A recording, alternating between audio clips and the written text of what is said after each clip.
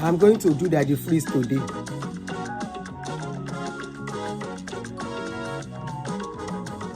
Why to lọ tó padà?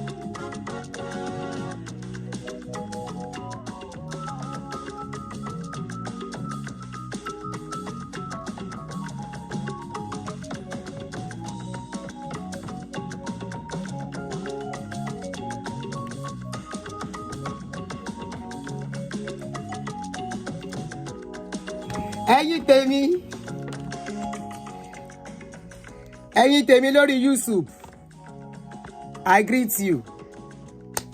Ẹ̀yin tèmi tẹ́ wà lórí TikTok náà, I greet you.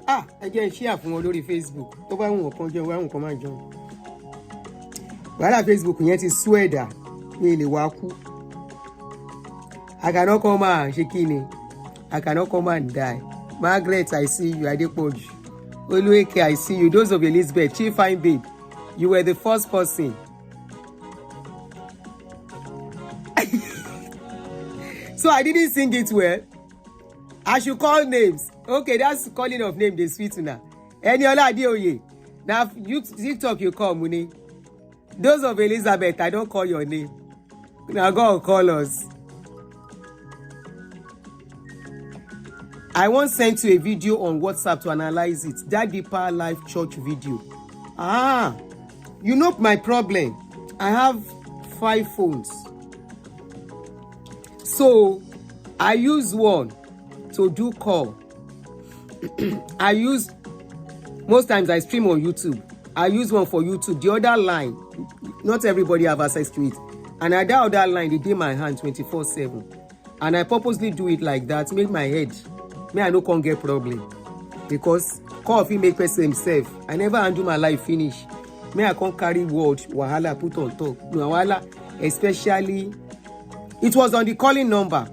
Okay, you know what you are going to do? Send me a eye on that calling number again so I can quickly, I don't store number. I don't know whose number is which. Except people have spoken to one-on-one and it is necessary.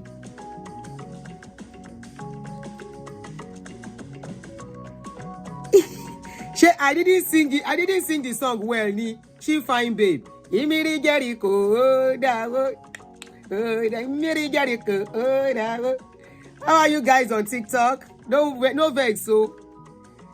Vivian V, I didn't see you earlier in the morning when I came out. Ayo Shorty, I see you. Good evening. Good evening, guys on TikTok. Good evening, everyone. Good evening as you are joining me. Let me see people greeting me on TikTok. Enyara YouTube, allow me greet people. Eniola Adeoye, I see you. Studio Bloom Vibes, I see you. Arike Ade Diamond, I want Temini, I see you guys. I greet you too. So you guys are welcome. Emma Jekakpe, so that let's start immediately. You enjoy my preaching. Tomorrow we go talk on my ex-daddy tomorrow. We will talk on my ex-daddy tomorrow in the morning. If I go out. I wish I can do this more. But I'm programming myself to do it twice. Now you can see I've been consistent twice for the past 3 days. I hope I will not change. I'll be doing once again. It's not easy. It's not. Ingbidi Jericho. Not in Miri. Chief Fine Babe. Now you go teach me Igbo. As I teach you Yoruba, you teach me Igbo. You see, say Vivian V don't learn Yoruba for this page. So as I'm teaching you Yoruba, you teach me Igbo. Now in Miri, I always call them. We should spend how many hours? 3 hours. Papi John, Google kill me. Help me, oh. 3 hours. Ever share your me. Give me time. 7:28. Okay, by 9 we will round up. It's okay, 9 is okay. That's 1.5 hours, if I'm not mistaken. 3 AM. How are you, Jerry? I see you. That should be fine. Anyway, let us get started so that we won't waste more time. 3 AM. I greet you. If you want to see me, make I do this twice. No, let me do too long. That too long, they affect me. They affect my back, my neck. Let me move close. So I won't overstretch my body. I'm relaxing very well now. So now, good evening, everyone. Thanks for joining me. I am Auntie Aduni. If you're just getting to see my channel or page on TikTok, I'm more with my live stream. I'm more active on YouTube, so you can join me there by subscribing. I'm trying to be regular on TikTok too. Hopefully, I keep it up. Because of my busy schedule, sometimes I may not be able to, but hopefully. So it's not easy to come out. Thank you very much, AGK, to come out regularly. I wish I can, but I can't do it. I can't say because they are paying monetization, me I can't kill myself ahead. I don't know, say monetization, when I start my job, my thing, I just they do I don't know. So it's my passion being paid for. Anyway, guys, good evening and welcome once again. Aprocos with Spice, I see you. Those with Elizabeth, Margaret, Ade, Gloria Ebu, Vivian, I see you guys. You're all welcome. Apampi John, I don't greet you already. I greet every one of you. Queen Esther, if I don't get to mention your name because we need to start now, I give you all kisses and I say welcome. Now, a story broke out. But before then, I saw an update on Mama from somebody sent it to me from you didn't get notified again. I'm ashamed. I don't know why it talk by me monko day. You can notice that our boya ma lo check. Maybe if there is any problem with our video station, so I will need to check. Probably we have a violation on YouTube. It's possible. So you can even see that the views have dropped. I will check. Timba sheton she laptop me wa plugged. Ibẹ̀ ni mo ti ma need that check. Timba sheton.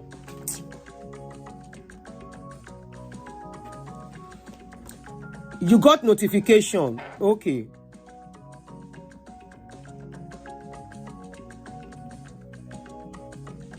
I be Ochi fine babe. Because I know be CC mama. Me I know they fool myself. I be CC mama. If to say person born on time, grandchildren for don't take my time. But grandchildren never come. They say make I relax, make them work small. Say they never ready. Waiting I won't do. Let me use the little extra time. Make I they take and do show. So now welcome. So I saw updates on Mama. The Mama that was having problem in Minnesota. Omole Mumpy. That was having problem in Minnesota that they said got stranded and this lady was trying to help. MC, sweetheart me. Our darling sister in Minnesota. What's her name again? Boogie. MC something Boogie.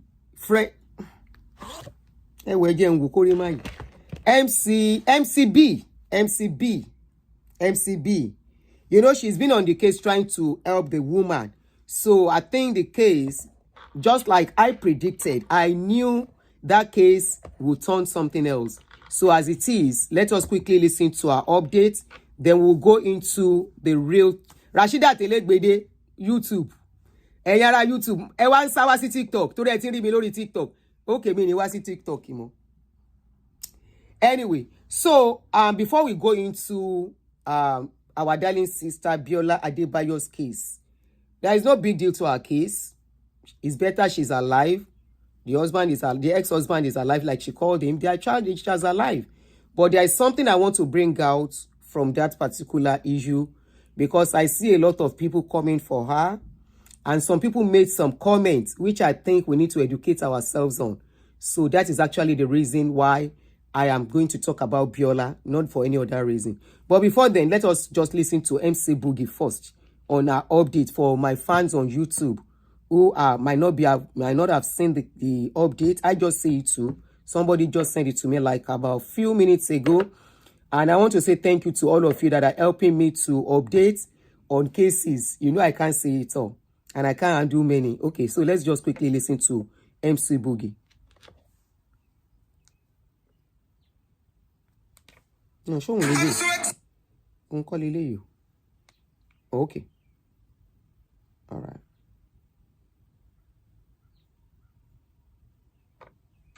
Good morning from Minnesota. Yeah, another update on Mama. You know, I told you guys I was going to be stepping back. So I will be stepping back from Mama's case because right now an organization has taken it up officially because I got a call this morning and they said it's no longer my thing. Because right now... Yeah, I know that case was too big for you. Medical help that she needs. And it's ó not bẹ́tà that ní she's rogun not being àkóbá. denied by the American maybe healthcare system, no. But nobody is seeking help for Mama. I called the guy that's, housed Mama. I called him yesterday and I told him I was bringing food and today I'll be calling 911. I was going to be calling the ambulance so that Mama can get treated because her stomach keep, you need to see the stomach.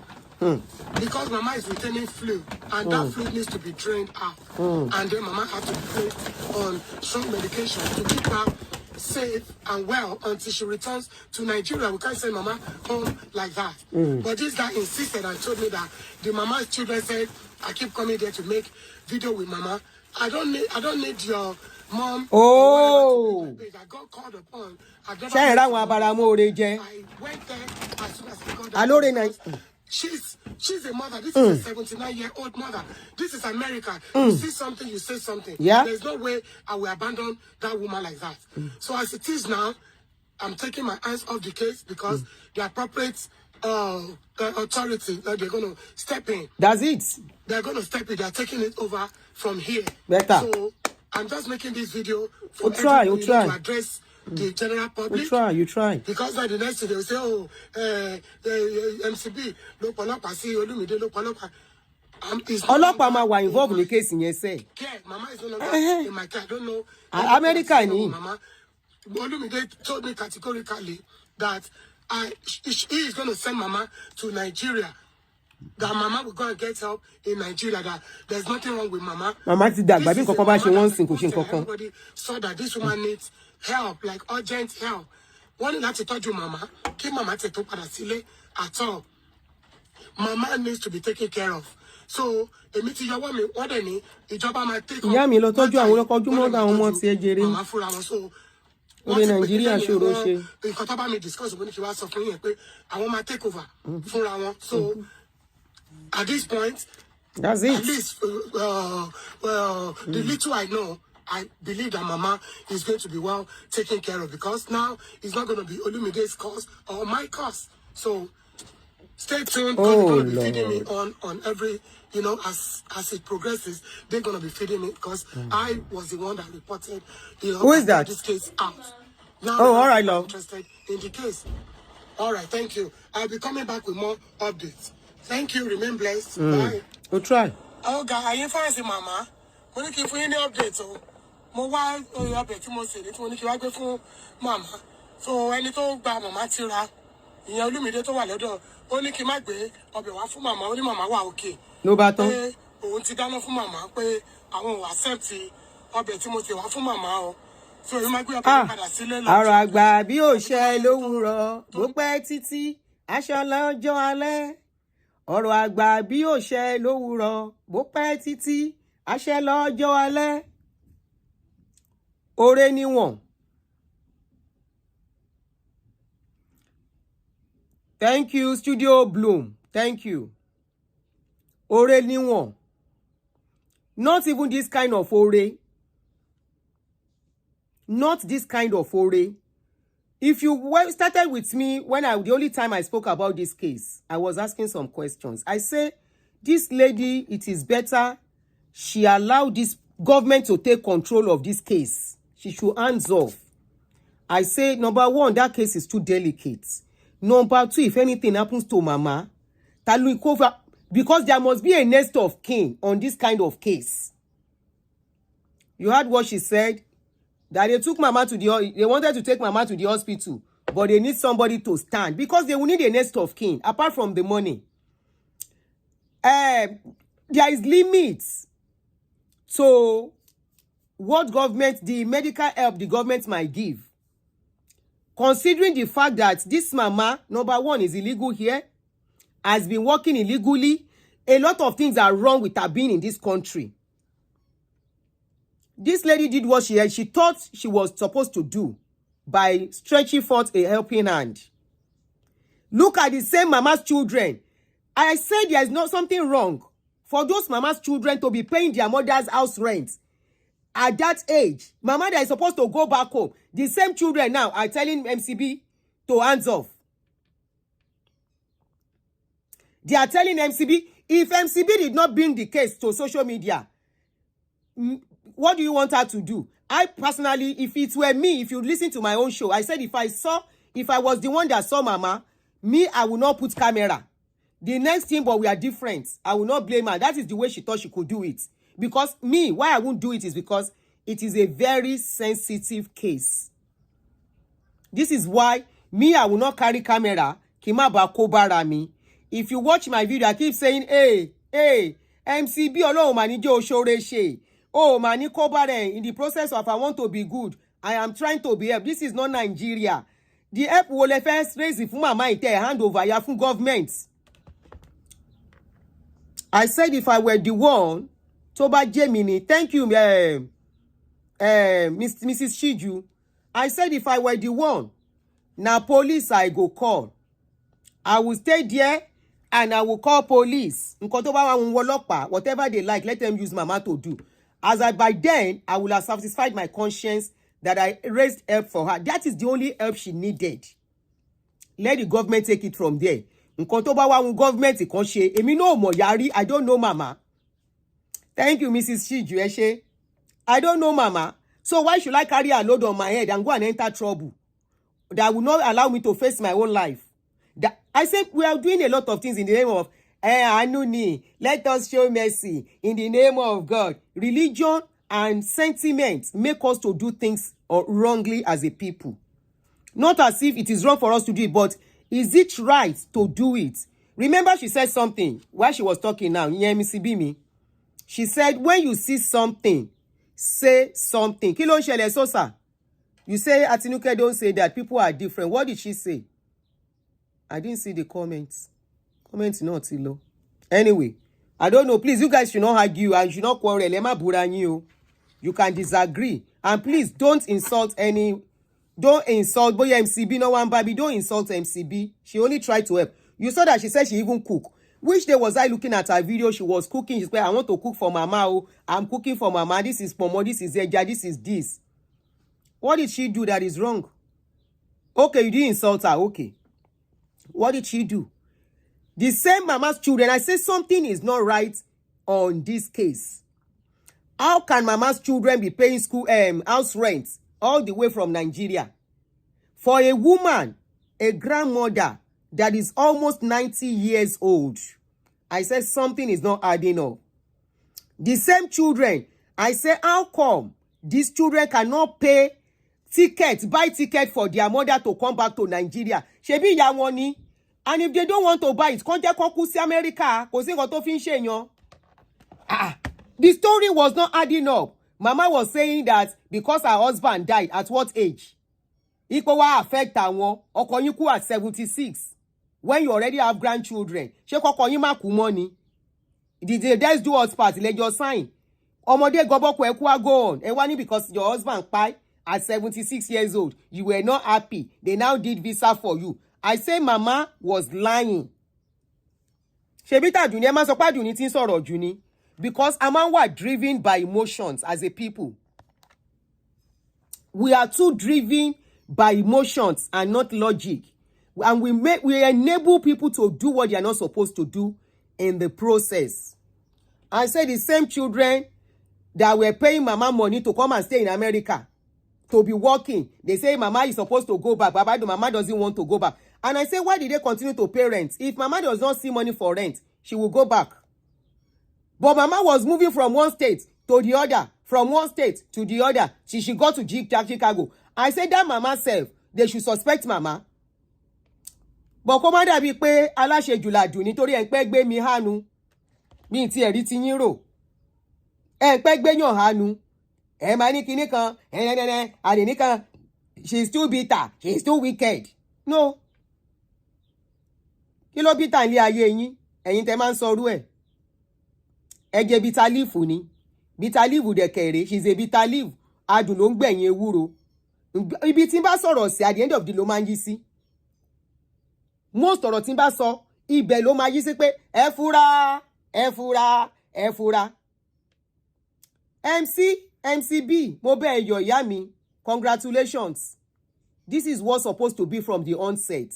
This case is too big than you. And Mama, I repeat, Mama is not saying the whole truth. Mama is not saying the whole truth. There is something Mama is hiding, and the children of Mama. Now, wọ́n ti ní ìjọba ti ní kó filẹ̀. Olúmídé náà ní kó má dá sí. Àwọn money tó don't gbé wọn jáde, that is a big lie. It's not because they are bringing Mama out. There are so many things all of them are hiding. And you are the only stranger that does not know the truth. Torí wọ́n kàn yẹ yantiti ni. Next time, this is a lesson for every one of us. Everyone. Diaspora lawa yìí. This is not Nigeria that you do think anything wishy-washy and you think you won't get into trouble. Oyinbo does not know. I was trying to help. I am only trying to help. Oh, I don't know. They will hold you accountable for wherever you made mistake and you will pay for it. Oyinbo nìyẹn. So we better learn from this. If the person like make it be Nigeria, make it speak Yoruba, be very careful how you say you want to help people. Such cases, call Oyinbo, call Olopa. Olopa make una come. Oh, I see this mama on the road. I don't know, she needs help. Tó bá wá wù mama, let her explain what is really going on. I am sure àwọn tó gbé mama wọlé, there is something they are hiding. Because by the time Oyinbo will put hand inside that matter, àtẹni tó gbé ya wọlé ni o, àtẹni tó fún ya ní invitation card ni o, àtẹni tó ṣe kíní kan ni o, gbogbo wọn they will pay for it. Because what this is nothing. That woman is vulnerable. She's a vulnerable elder. She's a very vulnerable elder. Ibi tó bá tì wọ́n sí no máa lọ. Probably Mama's children, they are now trying to safeguard their own head. Bóyá wọn náà lè fẹ́ wá sí America. Kọ́ máa link Mama má wọn. No ṣe sáré pariwo pé kọ́ máa dá sí mọ́. Àwọn wo lẹ ń tàn? Pé wọ́n gbé Mama wọn wá sí platform. Ká náà tètè rówó pé. And all that. Tí Mama ò síkì. Wọ́n lè ní kọ́kọ́ fún Mama kí Mama bọ̀. Wọ́n jọ máa náwó yẹn ni. I asked the question. I said, all the money they've been collecting, who is collecting the money? Some people said Mama is sending it to Nigeria. The same Mama that they are sending money to here in Nigeria is sending money. Are you sure that woman has ever been paid by anybody since the past 3 years she's been in this America? What greener pastor at what age? There is more to that story. There is more to that story. Ẹ má ṣerú oore báyìí mọ́. You see anybody on the street? Yes, aráàlú wa ni. We speak the same language. They are in problem. If as long as tí kò bá ṣe pé about their health, pé wọ́n lè kú. Tí wọ́n bá lè tó bá jágbàlagbà, somebody older like that, call police. That is the way things are done. You will never see Oyinbo say they see somebody on the street and bring them and say, oh yeah, let us do this, let us do that. I was saying it earlier. I said, to me, calling police is the surest thing. Why will anybody now? MC take risk go. Mo dẹ̀ bá dúpẹ́. Mo bá MC dúpẹ́, MCB. Mo bá ẹ yọ̀. Ikú yẹ̀, wàhálà yẹ̀ lórí ẹ. Wàhálà àti dààmú ó yẹ̀ lórí ẹ, ó dẹ̀ yẹ̀ nínú ìdílé ẹ. Ó dẹ̀ ní rí, èmi náà ò ní rí. Nídìí pa fẹ́ ṣoore. Ẹ̀kọ́ leléyìí. Kì í ṣe gbogbo cases. It's not all cases we bring to social media. It's not all cases we raise fund for. And this is one of the cases you don't raise fund for. Some cases you question it. You question and you ask answer. You push it. Don't be sentiment. Don't be emotional. So that ní kó bá rẹ.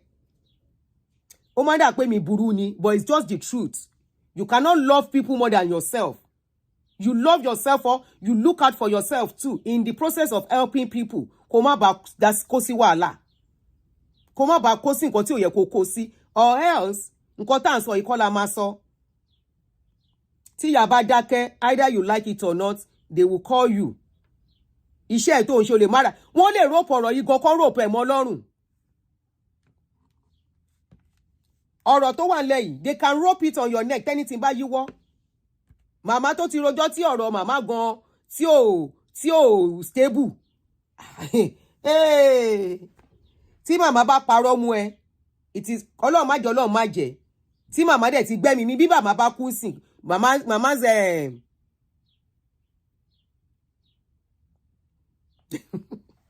Màmá's pa bí màmá bá kú sí wọn ṣòkú ọ̀fọ̀ if she pie now. So what are we saying? So Romalo ma jenko. Now she's dealing with issues too. Serious medical issue. Apa àwọn ọmọ go ya ọmọ go le ka tó bá débẹ̀. Bó ṣe wà yẹn gan bí ya bá dé ó lè ní kí ya kú kó lè máa lọ kó lè ní sinmi. Ẹ wo, the children that can allow their mother at that age to come and work in America, they wouldn't care for that woman. And if mama doesn't want to go again, MCB, I say congratulations to you that the case is out of your care and the authority are taking charge. Either authority, either Olumide, whoever, just be happy it is out of your hand. You are free. Anyway, that said, let's go on. What is the situation of Nigeria? People are still living in Nigeria. Is it everybody living here in America that is supposed to be here? What is the essence of living here when you don't have a house to live? What is the essence of living in abroad when you have a house in Nigeria and here you don't have a place to stay? The work she's doing, they are not. At what age? Please, Faye. At what age? God in your sherue. At what age? At what age will somebody's children? Allah ma jari rue. Ka omo wa fọwọ́ sí pé ká máa lọ struggle ní irú age yẹn, irrespective of our financial status. Ó wrong now, ó wrong bàjẹ́. Àwọn ọmọ ìyá yẹn ò ṣọmọ gidi, ìkà ni wọ́n. Ìkà gidi ni wọ́n.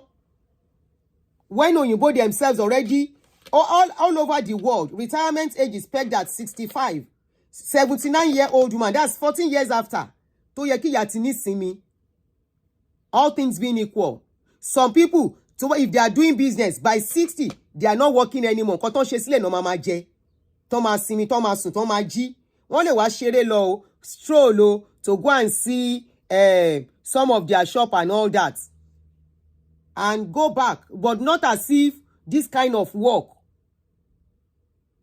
I have a friend tó yẹ kó ó ń ṣeṣẹ́ daycare, mo sọ fún mo ní mi ò lè ṣe. Mo ní mi ò lè ṣe àti kó ọmọ rẹpẹtẹ. Mi ní mi ò gbé. Ọmọ ẹyọ kan to take care of one child, even as a younger person. This is why women, why we are taking care of children while we were younger. Ẹ rí bá ṣe máa ń ṣá now. Ẹ rí pé ẹ lè rí obìnrin tó ń tọ́jú ọmọ tí ò kì í ṣaláwọ̀. There's no how you will see any woman taking care of children while those children are still toddlers and young. That woman, you can never see her in her best. Lie. This is why it is after we are done taking care of children, our beauty will start blooming back. We start blooming back. Go and look at your picture when you were taking care of your children, when they were still young. Compare it to your picture 10 years after. You will look at yourself and say, so this is how I was looking. Cotocless of 79-year-old woman taking care of 3 children. 3 children. How many jobs have we know that they have used that woman to do? Kidney problem does just not start like that. Mama might have been having high blood pressure. They treat her. She was not going to the hospital. Of course, it's going to result in something. Mama got into America when she was about 76. Are we saying the children do not know their mother health status? Ki mama to was America. They don't know their mother health status because high blood pressure by that age, what majority tini. In fact, 90-something% of our people already are dealing with it. Is it that age? Even if she's strong, she's healthy, at that age, they now send her to America. So mama must have been dealing with health issues. Nobody to take her out to hospital, to start having to start taking the medication she's supposed to. Omulo results, mama yen, like 9-month-old pregnant woman. Irú àwọn ìkà ọmọ wo nìyẹn? Irú àwọn ìkà ọmọ wo nìyẹn? And now, the person that is trying to help their mother, wọ́n ní kó má gbé ya wọn sórí social media. Now, my question is, who are they trying to protect? Because they don't know government is going to step into it. Who are they trying to protect? They are trying to protect themselves, or they are trying to protect mama. From what I can see, from me, in my own opinion, they are trying to protect themselves so that in case they want to come into America, it will not affect them. But bí ó ṣe ní affect wọn mo ń wò. Bí ó ṣe ní affect wọn, mo fẹ́ wo bó ṣe fẹ́ ṣe. Somebody said, I believe the goal was for the mama to get paper. Who is going to do the paper for her? She came in as a visitor. Her visa is even due. Ta ló fẹ́ ṣe paper fún mama? Ṣé mama fẹ́ lọ marry ni or what? Àbí mama fẹ́ claim asylum? Kí ni mama mọ̀ nípa asylum? Anyway, that said, congratulations to MCB. She is free. That is what I'm after. Wọn kò bá ẹni ẹlẹ́ni. That is what me I'm after. Pé kò gba inú ọ̀rọ̀ yẹn kó rí wàhálà. Torí èmi mọ̀ pé oore yẹn ti le jù. Oore tó lóun lọ tọrùn bọ̀ yẹn is too much for her. It's too much. It's too much for her. There are some things don't hand ẹni yẹn pọlọ́pàá lẹ́sẹ̀kẹsẹ̀ ni. Mo ti rí ọmọ ládùúgbò mi rí now. I could have gone take the baby and be knocking each door. Who has this baby? Knock door. Who has this baby? Amy. Faye, you say you don't know the condition of the baby, the children. They said the children were sending money to mama here in America. Whatever their condition is, as long as they are alive, they are not sick. Tí kan nu wọn bá sick, gbogbo wọn kọ́ ló sick. Kí ni condition wọn? Ṣé màmá ló máa wá rescue wọn ní èjì tí màmá wà? Ẹ jẹ́ ká sọ̀rọ̀ síbi tọ́rọ̀ wà. Bọ́n ṣe ń lo majority àwọn ìyá yẹn gan níbí, kì í ṣe gbogbo náà rí èèyàn tó ń tọ́jú wọn dáadáa náà.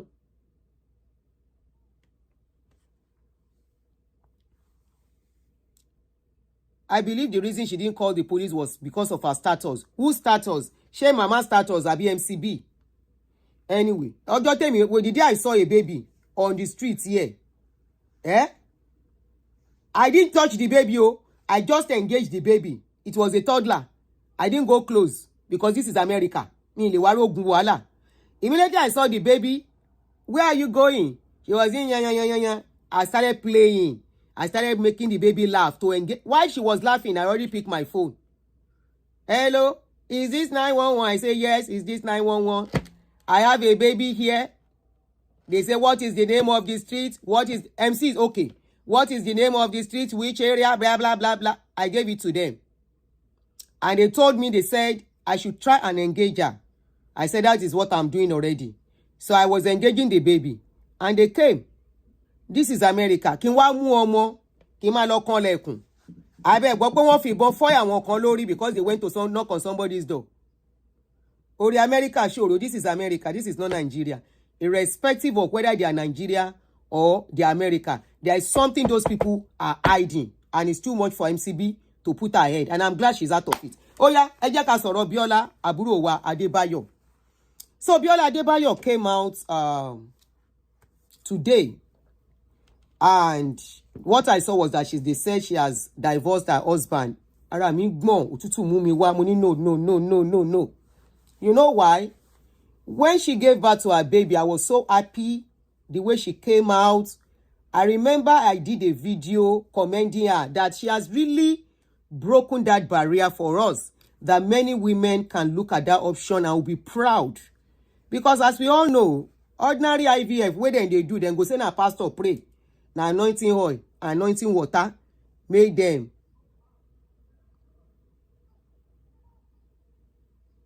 Now anointing oil and anointing water, make them get belly. Many will not tell us, say, some of them. Faye, yami, you should be used to my show. Oh, me naturally, this is my voice, so this is the way I talk. The day you will see me start talking like Arami o yani o, people on my page, they know. I'm not fighting you. Don't feel bad, oh. I'm just explaining. You bring a point, I'm bringing a point. You should be happy that even your comment alone, I concentrate on. Because I'm embedding your comment, that's why I'm responding. So let's give that and move ahead to the time. So Biola Adebayo came out like today and said she's divorced from her husband. Personally, like I said, I felt like the thing happened to me. You can call it PTSD. I don't know. So I posted it, and a lot of people posted it too. And I was seeing some people, somebody now mentioned that the husband was once married, that she did not ask enough questions. Kí ló máa ń ṣe wá àwa èèyàn? You meet somebody that toasted you. It is whatever they tell you. No matter the investigation you want to do on your own. If they don't want you to know, you cannot know. Number one. Number two, we are all human beings, okay? We are women, especially. Let me talk to us women now. And for men who don't understand us, and this is why men take us for granted. Men know this, but we women, we don't know. Except when we don't chop breakfast very well, we become smarter. When we are in love, a man is talking to us. A man, number one, a man that is an abuser will not show you saying be abuser when they toast you. You will be seeing the best of them, especially people that are abuser. I'm not saying Biola's husband is abuser now. Please, don't get me wrong. There are two sides to every story. Biola has not told us the reason why they broke up. We just know they broke up. So at this point, we are not judging. We are not apportioning blame. But I'm just talking generally, okay? So a man that is coming to toast you, that like you, that comes to you, that wants to have you at all costs, they will show their best side. They will never see, you will never see their other side until they have captured you fully. Of course, I agree there are some red flags that we might see. Sometimes we women think that red flag is not a big deal. Sometimes we think it's something we can manage, which is not bad.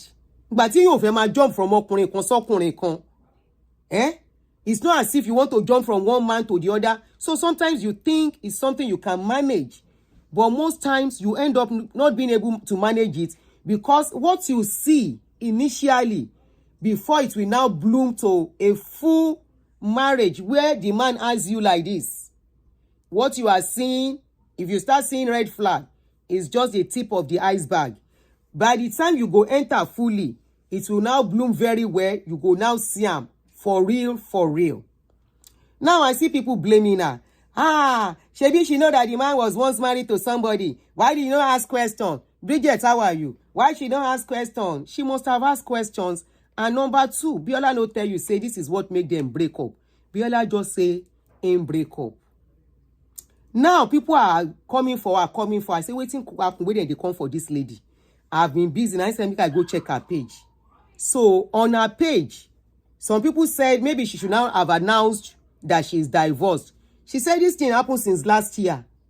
Many of you are still assuming she is married. You don't want her to move forward. She kò ní fọkọ mi ni.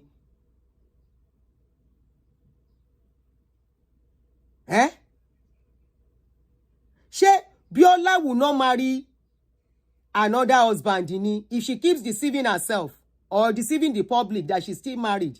Because as I this morning, kí gbogbo wa tó jí, we all assume, you only say Nollywood. A lot of people's marriages are not lasting anymore. Many people are not managing this thing anymore. Some are managing it, some are coping. You keep saying Nollywood marriage. You don't want any good marriage. Kí ni favorite me? What's this my favorite name again? Kí lorúkọ lady yìí o? Mo máa like video what's her name again? Ruth Kadri. Ruth Kadri is still married to her husband now. Omoni Oboli is still married, doing very well. So kí là ń sọ? Joke Silva, God bless you. There are some of them that are managing their marriage. Just like as you are divorcing, they are divorcing in banking industry. They are divorcing in many places too. So kí là ń sọ? Omotola Jalade. I still saw Omotola and her husband. I was like, wow. No matter what you say about them, at least they are doing well with their husband, managing themselves. No marriage is perfect. Mide, God bless you, Jere. Thank you. Mide Martins is there. Wọ́n ṣe títí at a point, òun náà sá lọ, ó tún sá dàgbàrà sọ́dọ̀ ọkọ ẹ̀. So what are you saying? Then in Nollywood, all these Nollywood actors, they cannot keep marriage. Me, I'm not in that field. I don't believe in all that. It's because they are Nollywood. They are flesh and blood, they are human beings. And you know what? The pressures on them for that their job is very, very much. Because the majority you understanding. The pressure you go through as a regular wife, the pressure you go through, Mosu Filani is not active anymore. The pressure you go through as one with God, I'm fine, that you go through as regular person, they go through times 3. Number one, you will see them when they are acting. It's not easy for their husband to be looking at them. Come and kiss one, come and shake. Even though the husband know that is what they were doing. Konto fe won. Sharing content creator tá ń ṣe yìí lásán is not many men that can manage it too. Kẹ́ lè mọ̀ wípé there are some things you want to do as a woman. It's like people working in the bank too. Already they already stereotype kind of wípé because of the job they do, there will be suspicion and everything. So if their partner, either man or woman, cannot manage it, there will be problem. Look at the case of Odunlade lẹ́nu ọjọ́ mẹ́ta yìí. I have been seeing people carrying Odunlade's video up and down that he went to marry a plain woman. Odunlade mọ nǹkan tó ń ṣe. Ṣé kó lọ fẹ́ni tó jájú kí marriage ẹ̀ dàrú? 4 boys náà ti bí. Ìyàwó ẹ̀ fine kò fine. Monkey no fine. His mama like am. His husband self like am. Ló bá tán. Una say Odunlade wife no fine. The husband like am like that. What is not fine in your eyes is fine in the eyes of any other. Is fine in the eyes of somebody else. She no put makeup. She no put bone straight. She no do kini gbogbo kini ta man le mo eke àti kini makeup ten ṣe yẹn. She no do contour. She no do red lipstick. She no wear earring. Don't look at her. If you look at her, if she go and put makeup now, you will see another person. To me, she's a beautiful woman. She doesn't like earring. That is her choice. She likes the clothes that will cover her body. That is her choice. So, Odunlade like in thing like that. He like him. He wants peace of mind for himself. He chose the woman. I don't hear any scandal. I don't hear any scandal. They are managing themselves. Now, so Nigeria see they abuse them. I say, If I want people yele tori Ọlọ́run. They brought another video. They say some women, they do like this with Odunlade. Odunlade mọ nǹkan tó ń ṣe. Odunlade kò bá máa bá wọn sùn. Wọ́n bá gbèdì wọn lé, àwọn náà gbèdì lẹ̀ fún tó fi máa bá wọn sùn. Ìyàwó ẹ̀ tó wà nílé kò ló affect òun kí wà ń tiyín. Kí n tiyín? I don't see the wife fighting husband. Nigerians now brought another video. They say one actress carry iwájú. He carry iwájú, he begin do like this. They come, they circulate the thing and say, ẹ gbà mí. Ẹ ṣá fẹ́ break marriage Odunlade. Torí ìyàwó Odunlade bá pé, gèlè má wo bẹ̀ ní kó wé. Kó rọra wé gèlè má wo bẹ̀. Ẹ lè lọ́kọ ẹ̀ ń ṣèṣe kú ṣe kó má ṣe. Kó jẹ́ àwọn ọkùnrin kan wà, some men. Wọ́n tage kú, wọ́n dẹ̀ ní bá wọn sùn. Àbí na follow them enter bedroom. Ina see say Odunlade dey do kerewa on top of those women. Moboboya, this is his own tactics for people to really notice him. Maybe his own tactics to sell himself, his brand. Àbí ngbe bá ti gbórúkọ ẹ̀, they will use him for movie. Kò sẹ́ni tí ò like Odunlade. Mo ṣe ló ń gbóbìnrin tó àwọn èèyàn like ẹ̀ nínú movie. Ló bá tán. It could be his own way to market himself. In as much as àwọn tó ń kéré wà pẹ̀lú, wọn pariwo síta kó pa wọn, àbò gbà wọn. Àbí? We are talking about adults. When a man goes outside, it takes two to tango. The woman outside embrace him. Himself go outside by himself. The woman at home, if she find it comfortable, if he won't let. Now, let us go back to my sister, Biola. So, people were saying maybe Biola shouldn't have announced that she was separated from the husband. I said, why? Why can't she announce? Why are you saying she should not announce? Kó má announce. Ṣé kò ní fọ́kọ mi mọ́? Ṣé fẹ́ kó wà bó ṣe wà ni? It is very easy for a man to get another woman, either as a public person or as a private person. But for a public woman, if he's in my age, I go gba kámú, bó bá ro kókó máa yọdó, ó yàtọ̀ síra wọn. But somebody that is still very young, Biola is in her 40s, ẹ dákun, dẹ̀ máa sọ̀rọ̀ bí abiyamọ ń gbà mí. Biola is in her early 40s, if I'm not wrong. She's in her early 40s. Faye, kí ló dé? She's in her early 40s. And marriage break. Since last year, she's been covering up, lonely, crying. Go and read what she wrote. Crying every night. Lonely. Because people assume she's married. Kò sẹ́ni máa kẹ́nu sí now. Ṣé kó má lọ́kọ mi mọ́ ni ẹ fẹ́ kó lọ́kọ mọ́ ni? Ẹ máa ní ká o. Ẹni kò bá má sọ. Bó ṣe lè handle ẹ̀ ló ṣe ti handle ẹ̀ yẹn. Èmi like bó ṣe sọ. Kò sí nǹkan tó ń fi ń ṣèyàn. lè pohùn máwọn èèyàn lẹ́nu kán dẹ̀ máa kú lọ nínú. She should not talk. A young lady, the guy has moved on. Ẹ mọ̀ bóyá ọkọ ẹ̀ ti fóbìnrin mi lóyún. And people are still assuming she's married. No man will toast her. Nobody will talk to her. Ẹ jẹ́ kó sọ̀rọ̀ síta o. You know why? She still need her bodies to be greased. Ṣé rí bí ilé iṣẹ́ yẹn, nǹkan gbọ́dọ̀ máa wọ bẹ̀. Ilé iṣẹ́ yẹn, ó yìí nídìí. Bó ṣe wà yẹn, ordinary hug lásán will do a lot. Ordinary chat. Hello baby. Nǹkan tó ń ṣe lára òun ṣe kékeré. Hello baby. What's up? How are you? Ṣó sùn dáadáa? Did you sleep good? All right, I'll talk to you later. Kó wá jẹ́ from somebody, soulmates. Somebody téèyàn ti jí fún. Ordinary hello baby. How are ya?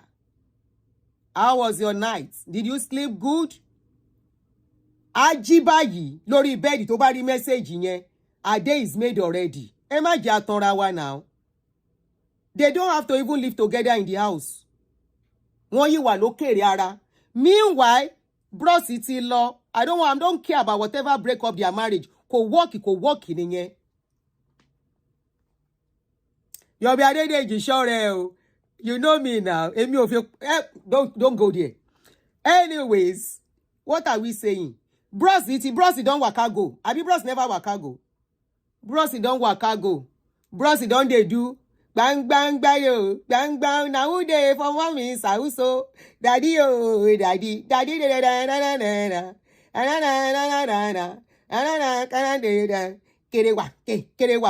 Kerewa. Bros is already doing kerewa. Ẹ má tanra yín. Kí ló dé? Obìnrin wáyé ìyá ni. Kò ń pé ọkùnrin now. Kò ń pé ọkùnrin rárá. And she was able to maintain that solo for a year and 2 months. She said since last year, April. Not to separate. Tony Kaluku ti lọ. She only kept it and made it private. Just like the husband deserve happiness. Èmi máa ń sọ tí ò bá work. You all know me. If you see that it's not working, instead of buying yourself there. Ta ló sọ pé mo ní cold? My cold don't go. Instead of buying there and living miserable. Ayé ti lajú ju gbogbo yẹn lọ.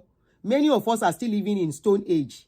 We don't pray for broken marriage. I don't like divorce at all because divorce is very tough on anybody, no matter how little it is.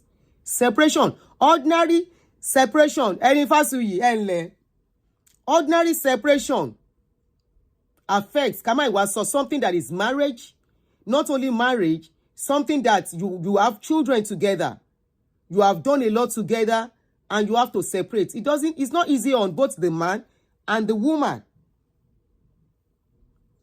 But one thing is that I will tell you, men, they may not love the next person they move on to. They might still be in love with their ex, but they easily see somebody to, to console and to keep as a palliative. Is it palliative? As shock absorber to move on until they heal up easily later. But for a woman, why many women are bitter today is because some of them, since they left their ex, hello, or the one they will see is the one that whether they will toss them, they will use the GBT of Isale and still use GBT of cash. But for men, as they are gisting with this one, they are gisting with another one. They don't have to love all those people. Love one, but they are gisting. They are seeing some people to occupy and talk to. Kilo she Biola Telowa so why should she come out to talk? So you want her to keep quiet for the next 5 years. And you will think, Bridget Osai, thank you.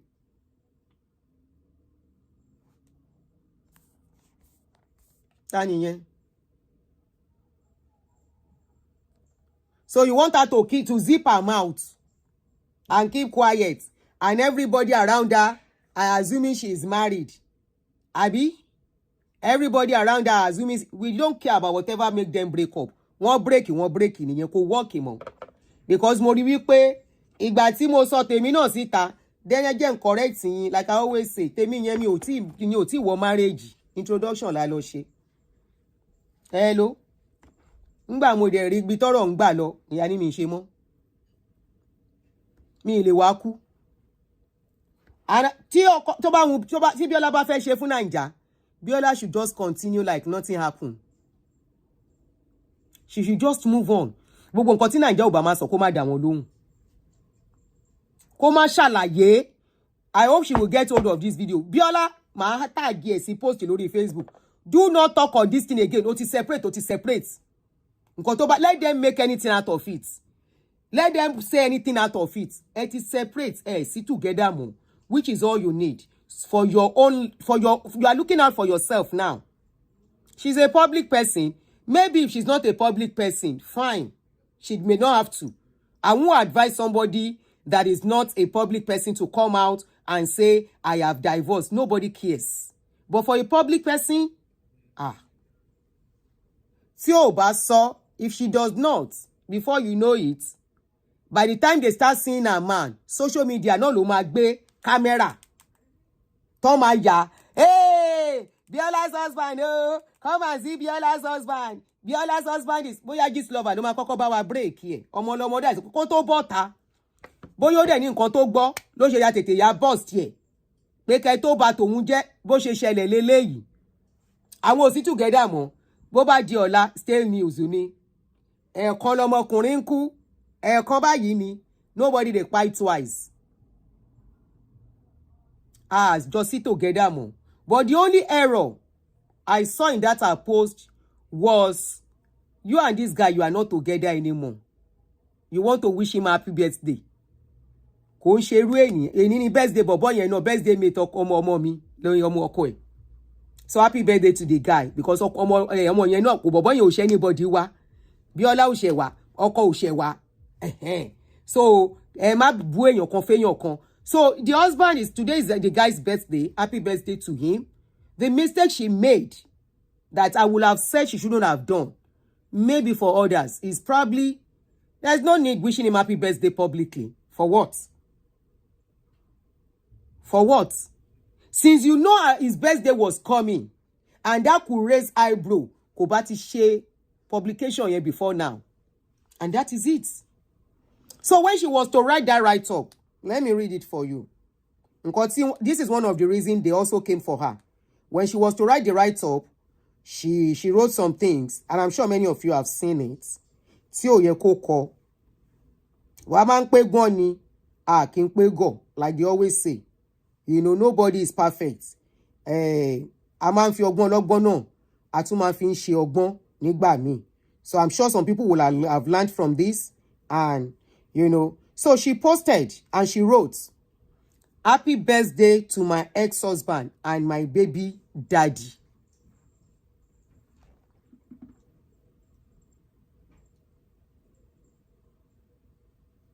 Kò ní ìdè. Somebody said maybe she was catching cruise. She can't use that kind of a thing, catch cruise. Kò lè fi irú nǹkan bẹ́ẹ̀ yẹn catch a cruise. No, I am Faye. I am not talking about when she made, why she announced it now. You know I've explained that. And no matter the time. But I said she shouldn't have used his birthday to announce it. And the way she wrote that write-up. Mo feel bad. So things does not go messy. Happy birthday to my ex-husband and my baby daddy.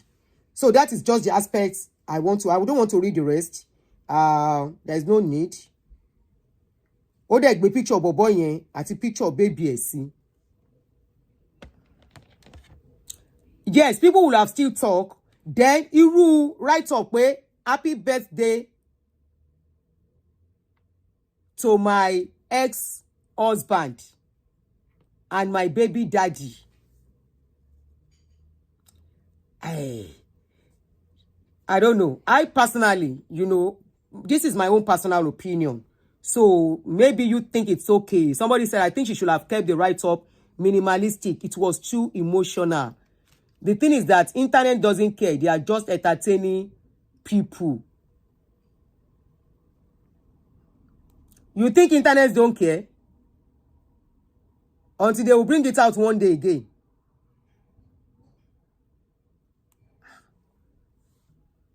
Kò ní the write-up, your first line, yeah.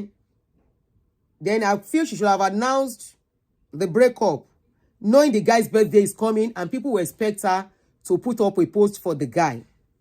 Because I'm sure some people know the guy's dates.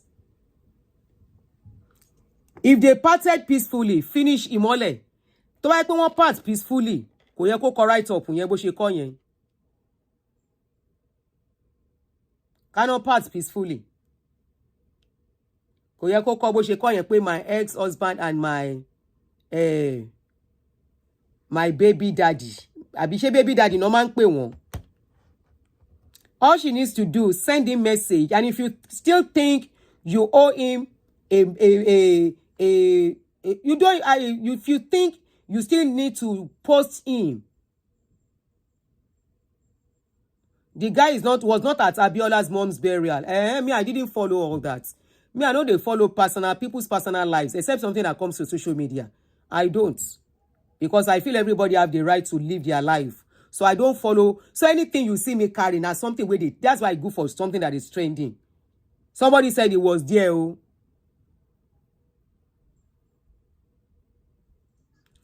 No, she can African Nubian. She can bring it. You know why? She has to let the public know she's no more married for her own good.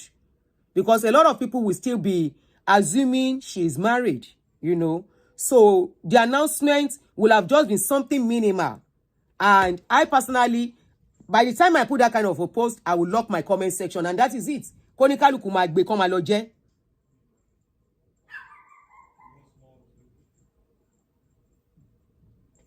Konikaluku magbe koma loje. Very minimal. Not on his birthday, not the way it started. We pay happy birthday to my ex-husband and blah, blah, blah, blah. But all in all, I wish both of them peace and I wish them the best journey onwards. Divorce is not the end of life. It's not. Nobody prays for it, but if it happens, it's not the end. It's not a death sentence. The way we make it look like it's a death sentence. Divorce is not a death sentence. Ọmọ ṣe dáadáa fún Sherry o, priority tèmi nílé ayé. We want all our children, we want everybody. Everybody wants to get married and everything. But I will tell you, being alive is more important. Not only being alive, number two, earning a living. I don't want to go into what could have led into the breakup. So it will just start assuming. Biola is doing very well for herself. In fact, she's even moving forward, doing very well. I'm sure before she came out to talk, she's already even healed. Otiwa okay, koto soro. It's over a year. She must have accepted whatever has gone on. She must have adapted to it, and move on, lokun. It is not a death sentence. Because Morelu, I do koka imi no la pe later wo pon ewo ni omo ninu ohun odun bi to nwa. If you read the something going downwards, I don't want us to start assuming some things. Teba kakini e downwards, there is some other things. Ẹni tó bá dé ń ṣe yẹ̀yẹ́ leni, tí ẹ náà lè dé lọ́la. Marriage breakup is not a death sentence. And it's not something to say, I know it will not last. I saw them. I saw the sign. She was once married. He was once married. Divorcee. If somebody divorced, they should not remarry. Hello? Because I saw some people even saying, maybe she know he was once married.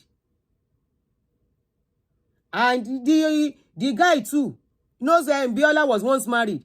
They found themselves and they say, no, what we saw we wanted is not what we are seeing. Ó ṣe jẹ́ pé society wa is the society whereby people expect you to buy inside a marriage you are not happy in. Staying where you are not happy, you are buying yourself gradually. gradually. You can't even live a fulfilled life that you want for yourself. You can't. Biola is very busy. Iṣẹ́ ọwọ́ lè obìnrin ò gbọ́dọ̀ má ní. And I'm not saying the guy has done bad too. Torí mi mọ̀ nǹkan tó ṣẹlẹ̀ láàrin àwọn méjèèjì o. I'm not saying whether the guy did anything bad. I am talking woman to woman now. Let men to men talk. I am talking woman to woman and woman to woman. Tí divorce marry wáyé. And I love what she did. Ngbà tó rí bọ́rọ̀ ṣe ń lọ tó lọ ṣe surrogacy. Very beautiful thing. This is one of the things that even made me start focusing on her. Tí mo fi ṣe show fún pé ó ṣe gan for doing that video. That this will really, really help a lot of women. That was when I was still talking about pastors. How pastors deceive people. How pastors make people feel they are the one getting people pregnant. I say, thank God, people like Biola can come out and speak and liberate many women. Because I know the damages all these pastors have caused in the lives of women. Many women today, níbi tán wà, pastor ló fà. Many had bad marriages because of pastor. Many are childless today because of pastor. Many, they've never even tasted what is called marriage because of pastor. So I was happy when she came out. I said, yeah, we are getting somewhere as a people. Good. And now we can see people are embracing it openly. It was after I came out. She already had her own children. And she said she wanted more children. But she couldn't carry it. And she got somebody to carry the baby for her. And she said it proudly. So that's Nancy Woman. Thank you.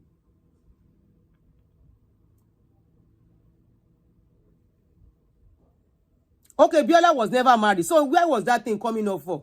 We ought to marry. Tó bá ti ẹ dúró ná. Let us assume she is married. Kó ti marry rí. Ṣé tó bá marry rí tí marriage will work. She should not try another one tó bá rí. Ṣé rí àwa la máa ń cage ara wa. We are the cause of our own problem as a people. We are the problem. We are the cause of our own sadness. This is why many are sad today. To get people want to be sadist. They are battered. And by their comments, you will know. Many people are battered. They are not happy. Because they are stuck where they are not supposed to be stuck because of what people will say. Many are staying put. Both man and woman. There was a day I was having a discussion with somebody. And I reasoned with that man. He said, women are very selfish. I said, in what way? He said, many women stay in a marriage, not because they love the man. He said, prove me wrong. Honestly, I could not say anything. You know why? I know he's right. Many of these women want to bruise one. They've been abused. They go through so much. Don't get me wrong. We have women abusers and we will have men abusers. But in our societies, men are more enabled for abuse than women. So when that guy said, he said, women they only stay in marriage out of their selfishness. I couldn't say anything. I said, he's right. I said, that was right. He said, when we say, monji ya money, Tori omoni mo ṣe dúró. Tori omoni mo ṣe dúró. He said, is it true? I said, yes now. He said, no. It's because you people don't want to go and start taking care of the children alone. I said, iyo money mo nje. And it is true. And I said, this is the reason why when it gets to a stage, tomo ba ti dàgbà, it is very easy for women to work out. Tama rí pé kò sí bùkátà lọ́rùn àwọn ọmọ. Ìgbà yìí ló máa rí pé obìnrin sọ pé mi ò lè wá kú síbí, mo ti rọ́rọ́rọ́rọ́ gbogbo wàhálà tó ti fomi ṣe látọjọ́ yìí, ó ṣe tó, mò ń lọ, by then, mo ti dàgbà. So I know the guy was right. So many that are staying put, lè máa abuse obìnrin, kó jókòó sábẹ́ ẹ, kó máa ṣe I love you fún ẹ, or máa ní kó látàn fún ẹ, wà wá rò pé onífẹ̀ẹ́, irúfẹ́ òfò nìyẹn. Irúfẹ́ òfò wo nìyẹn? This is why they remove shock in the legs of many men. Why are your shock lẹ́sẹ̀ yín gbà tẹ́ ready tẹ́ expect? Of course, many of you are getting married. Ẹ má jẹ́ n sọ̀rọ̀ kó má dà pé ọkùnrin ni mo fẹ́ wá sọ̀rọ̀ sí. Àmọ́ kan tó ṣẹlẹ̀ sí Biola àtọkọ ẹ̀. So mi ò fẹ́ really sọ̀rọ̀. Mi fẹ́ sọ̀rọ̀ púpọ̀ on the aspect of the guy. And I hope they will just keep silent. They shouldn't say anything to the public or address the issue again.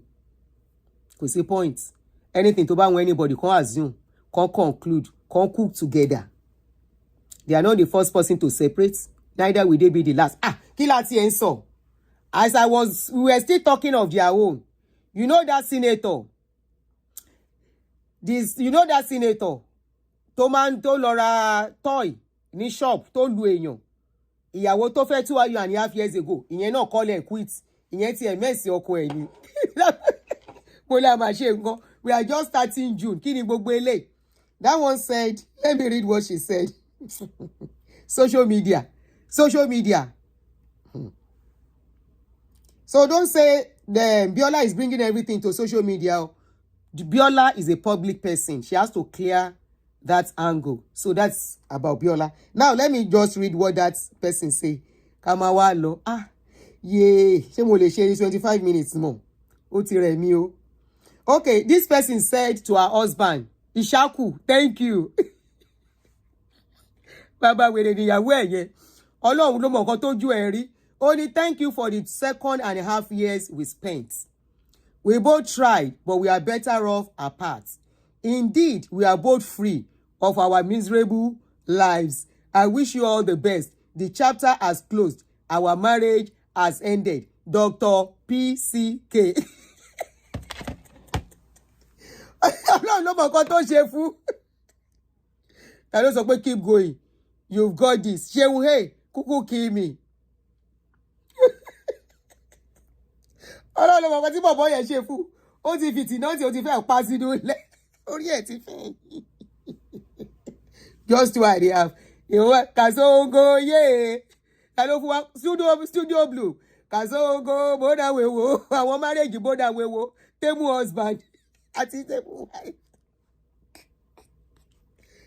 You see, honestly, if anybody, if you are going to marry somebody that is actually a divorcee, either a man or a woman, please take your time. Honestly, I will tell you, don't allow them. Either the woman, don't allow her to rush you. Either the man, don't allow them to rush you. Those of Elizabeth, good evening. Temu husband. Temu husband àti Temu wife.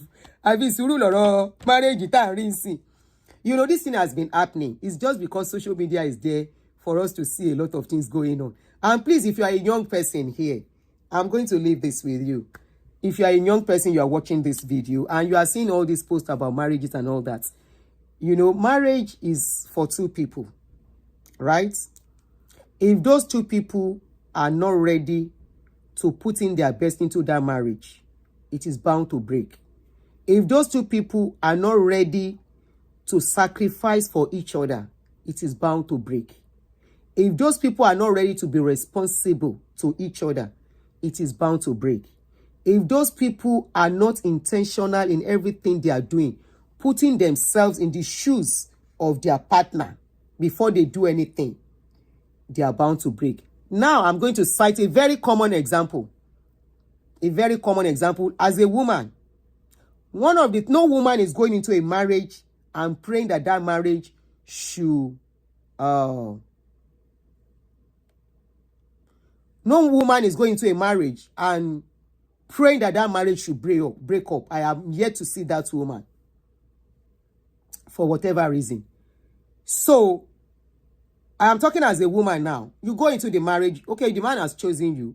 You feel out of the many girlfriends, he decides to marry you, that is ready to settle down and be a man to you. Every man wants to be treated like a queen. Every woman wants to be treated as a queen. If you now marry the woman, most of the things that causes problems with us women is when a man starts cheating. If a man does not have much, we are ready to struggle it with that man. The moment a woman notices her husband is cheating, she can never be herself again, especially if it is consistent and constant. Now, let us now reverse the case. How many men will endure their wife talking to a man? Somebody say Gen Z women. Nope. Some of them are doing it. Many are doing it. Many are managing with their husbands. Don't say that. Maybe you talk of the ones you know. They are managing with their husbands. They are married. They don't have a choice. Many of, except they don't want to stay in marriage.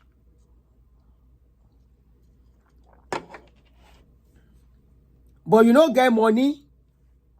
You they manage. Light up, how are you? And the next thing you want to do is to still continue to go up and down. The woman will not clap for you. Do you know how many men whose wife have cheated and still let her stay? Àwọn ọkùnrin ti win mi lórí case yìí o. So somebody said, K-boy said, but why do we have many DNA issues? Hold on, no. Yet women are not cheating, just curious. I want to pin your comments. K-boy, how many DNA cases do we have compared to men cheating? I agree. Some women are cheating, for real. I agree. And honestly, in this generation, it surprises me because we thought in our generation that women don't really cheat. Women cheat more than men lately. Now you are talking of lately. In my own generation, or probably because social media was not there, so let me not really say what I don't know. But I know I will talk for myself. Even before I got married, as boyfriend, girlfriend, I was committed to my own relationship. Even though my man, I had more than him. I have told my story. My followers on Facebook and YouTube know my story. And people who know me and the man, they know us very well on my page. That confirmed when I was talking. You know, my own generation, as a day, I know we marry men with nothing. They might be living in one room with one small TV, no carpets. We will marry that man and we start building together. You know, that was what I know. So, this DNA, God bless you. This is what I'm about to say, those of Elizabeth. You see, this DNA thing has a lot of issues too. It's not about cheating alone. In those days, when we go to the hospital to have children, they don't allow men, our husbands, to come in, unlike what you have today. And they are swapping children, babies. A woman just came out now. A woman just came out that her child was swapped during pregnancy, during labor. They are swapping children. You guys are lucky at this your generation. They allow you to enter labor room with your wife. Our own generation, they will not allow our husbands to come in. You have to go. When I was to have my first son, I was alone. But luckily, a friend was with me. That friend works in that hospital. That general hospital. That was why she was with me. So that is another problem that women have, that you think it is cheating. Some of them do not even know the child is not theirs because they don't really do maternal DNA. It is now that maternal DNA is reigning. The only thing we used to have a few years ago was the father DNA alone. But now, the only thing that can solve that kind of issue is if you think your child is not yours, don't just conclude. Your woman might not be cheating. You men are the one that is specialist in this cheating game. If you think your child is not yours, if you do DNA, let the mother do her own too. That child might not even be both of you. As long as you don't follow that woman to labor room. A woman in labor room going through something, she might not even know what is going on. She might not know. Now, cheating is one side. Abuse, unko. Abuse, unko. Women cheat past men. Okay. And let's see, now I know when they catch call, can meet all those women where they cheat. And when you see a woman that is not cheating, is either you are abusing that kind of woman. Now, so one man talk, he say his wife they cheat. He say the men where don't sleep with his wife, when you know, then pass 4. And I say you stayed married to the woman. By the time he was divorcing the woman, he now met a woman that was not cheating. Now abuse make that one run from the man again.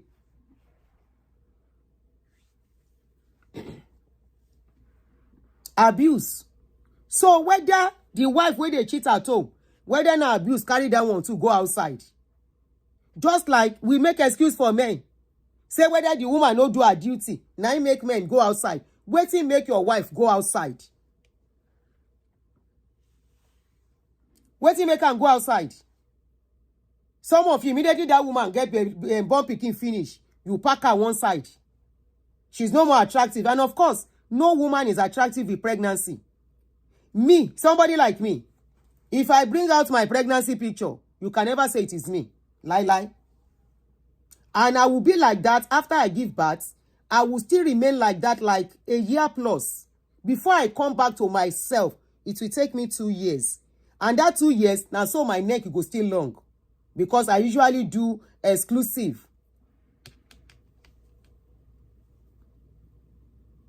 So, if you are talking about a woman cheating, wetin you do? The same way we dey ask women, say, you no give the man well. The man wants one style, you no give him. The man want this one, you no give him. You no cook enough for your husband. You no clean the house well. You no do this one well for your husband. You know now that they take care of man. I have seen cases where many of you abandon these women. I have spoken to a lot of people that will abandon their women and they are outside active. And you want that woman to remain like that. By the time she will go and collect advice, they say if that is what it has to do to keep your home, you say find one for one side now. At that time, you cannot stomach it as a man. What you have been dishing out to her. How can a man that doesn't want his marriage to break be wearing trousers and be putting belts when he wants to sleep just because he don't get another woman we born for him for outside? I'm not making cases for women, no, but I'm just saying what we know. And if I open this thing, make people enter, begin talk. I am not excusing paternity fraud. Bad lover locks. Our own paternity fraud is not 100% the kind of paternity fraud they have here. It's not. Because here it will be very difficult to swap somebody's children here. But back home, it dey happen. It dey happen well. During not only that one, women will give birth and they go tell the woman say the pikin don't die. Give the pikin to another person wey go pay the doctor. Now today, it's not today now. So you can't rule that out too. When they go carry the woman pikin, whether somebody wey dey with her, they look for boy and she born boy, then go transfer. Give her girl, give the person. You know how they do in labor room now? There are some labor room, they go pack all of una there. Tell your mama pariwo, tell mama sunkun. When you born, they go carry your pikin. You don't know where they carry your pikin go. Then go carry your pikin. Immediately you born, then go carry and they say go clean them. You are not there. You can't even stand up. Doctor is still with you. They are still cleaning you up. And they will carry that child away from you and bring the child. Whether na white be your pikin, you don't know at that time. Whether na black. It is not like today, where if you are delivering, they allow people to enter with you. You go even carry camera. You go carry phone. You go begin record. Your husband will be there to rub your leg. Of course, it's been happening for some time. But that will be if you go to private hospital. Because that was what I did after my first child. I went to private hospital because of the way they treat people in general hospital. But when I was to have my own child, somebody was with me, a nurse that was a very close friend. She stayed with me because she works in that hospital in Lutz. So she was with me to make sure everything went well. They exchange children in Nigeria now. So what are we saying? What are we saying? What of a man starved and neglected? What of a man who starved and neglected the wife for 15 years? Waiting the woman they waste to do for 15 years. For 15 years? When leaving a cheating partner to end up with a cheater, how can we explain that? It's a personal decision.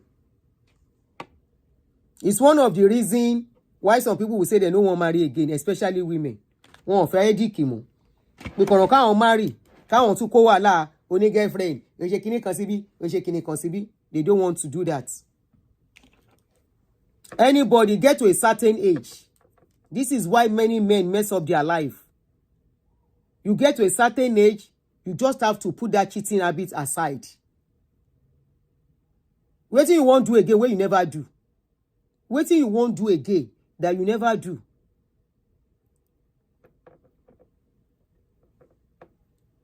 She's staying to keep the home front. You know that, okay? Oh, nice. You know that. Oh, that ben. All in all, nobody go pay for another. He's a pastor. So is that pastor going to tell me, say no do kerewa? That's why we have a lot of single mothers everywhere. So make them stay, make them die inside marriage. Surely that stigma of single mothers, you guys are singing up and down. It's not making any meaning anymore. Any woman that will allow that stigma, that single mother stigma to affect her, most of you that are called singing single mother up and down, most of your mothers too are single mother. No be today single mother starts. Single mother don't day since 19 Gbogboro. Before them born us, them born our mama. And na so it go day till forever. And because, you know why it was not that common in those days? Let me tell you the reason. I think, in those days, remember those mama know they go school. Number one. In those days, those mama, then they adopt polygamy, even though they are not happy. Don't tell me any mama was happy. Say our mothers of those days were happy with polygamy is a lie. There is no woman that wants to be two. This is why now our parents coined that adage, which they self meet. Orisha obìnrin jẹ́ pé méjì òdenu. Say there is no deity of a woman that wants to be two. Now our mother, grandmother, mother. Now then coined that proverb. Say obìnrin méjì jẹ́ gbénu, kò sí obìnrin tó fẹ́ pé méjì. Why did they coin that adage? Then go say their first wife and second wife plating here. Story. Now so they embrace each other. Why are they always fighting in those days too? Why be say at the end of the day, some of them at the end of later when their children don't grow up, their children are now okay. They will now leave their husband and go and stay with the go and stay with their children.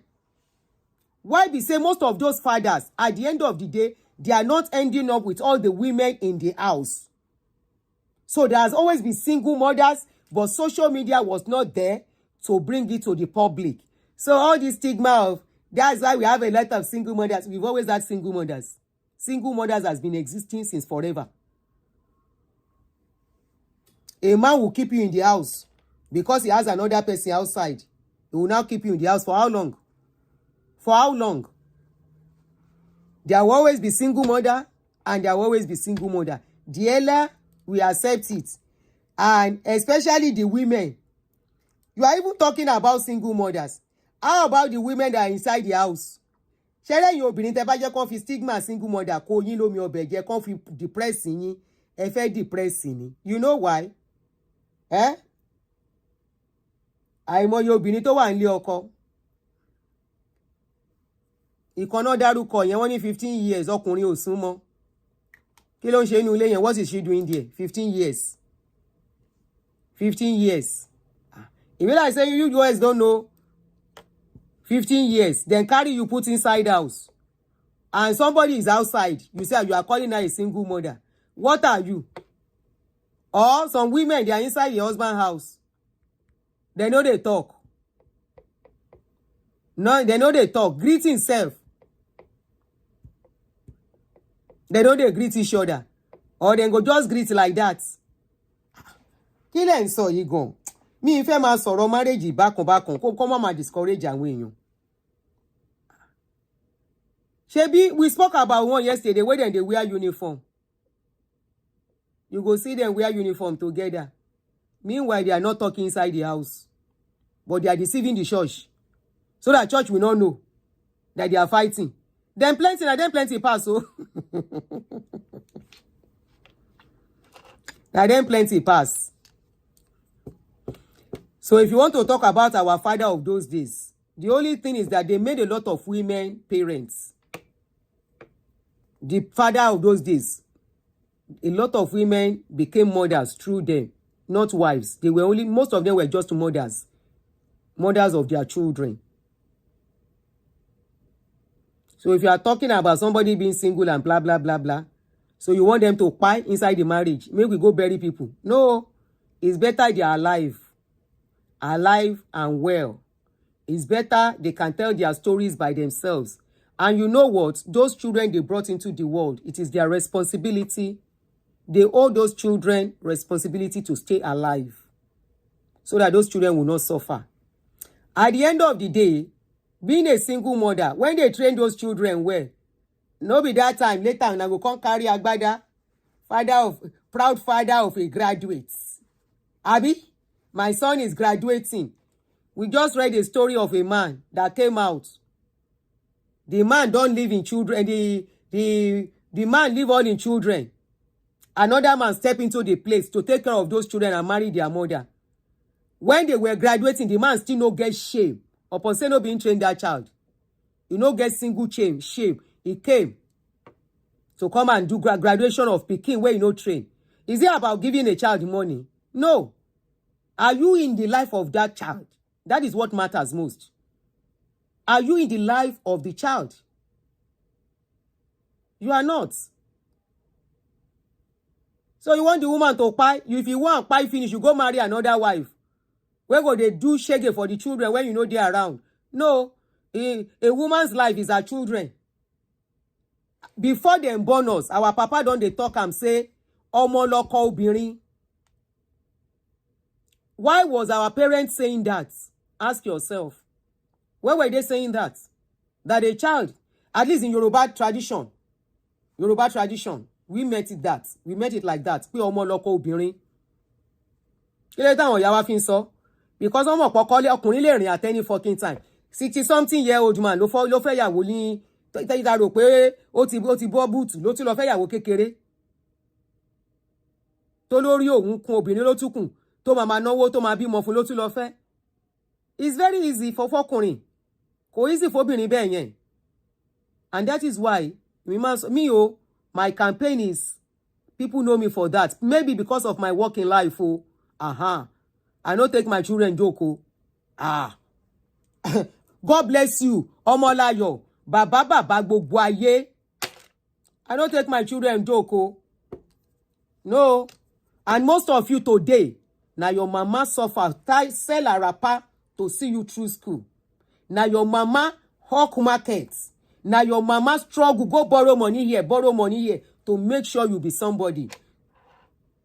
I'm not saying fathers don't do. Fathers do too. Some of you do not even have relationship with these fathers. Because many women too can say, we can talk the story. Now our five mothers talk am. Why?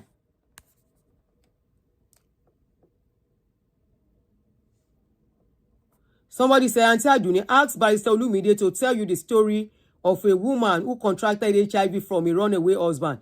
She dey pray, say make husband come back, and her prayer was answered with HIV. That's another aspect. Any man wey sabi waka today, any woman wey dey do waka waka, you get wife for house, you get husband for house, you dey do waka waka up and down. Disease don plenty for streets, carry am. Bó bá ṣá máa kú kọ́kọ́ parẹ́, má pa partner ẹ, èmi nìyẹn. Má pa partner ẹ. So, if anybody is cheating, if you think going up and down is what is giving you joy, you are only doing yourself and destroying your life. Otiniyawo le kila ndo nínú kila nto. Waiting there inside this thing as a married person that is matured. This is why some men, if you see men when they do waka waka, they don't do waka waka before they marry. By the time they marry, but you see those men when they do waka waka, now people when they do waka waka when they're young, when they can't get opportunity, they will never stay in a place. Cheating is not good for a man, it's not good for a woman. This is why no wonder Father's Day is coming and we no feel them. It's always been like that and all over the world, unfortunately, not about Nigerians alone. But we are feeling it here a little bit. At least in the store, you can see Father's Day gifts, and Father's Day. There are still some fathers that they deserve gifts. Okay? And I always say to, even if you are separated from your husband, the man is doing his duty on his children. He deserves a Father's Day greeting from you because he's been a good father to his children. It's when there is separation and women become bitter that me, I don't really like. Okay? As long as, of course, if abuse is involved, it might be difficult for the woman. I don't work in the shoes. Especially this bass abuse, the beating. It might be tough for the woman to forgive the man. But here, this thing is all over the place. And everybody is getting ready for the Father's Day weekend. So, but of course, we still know there are still women. Women don't drag that day with them. Emma drag it when you want to if you want to because you always drag it. Happy Father's Day to me. I'm the one pulling it all alone. Atibo, you are pulling it all alone. Your day of joy is coming. Be pulling it alone. Your reward is coming. Emma Joro, I give your children love, irrespective. Give them love, show them love, give them time. If their father is ready to be in part of their life, allow them. You know why I say this? Allow these children to have balanced love. It's very necessary for their mentality.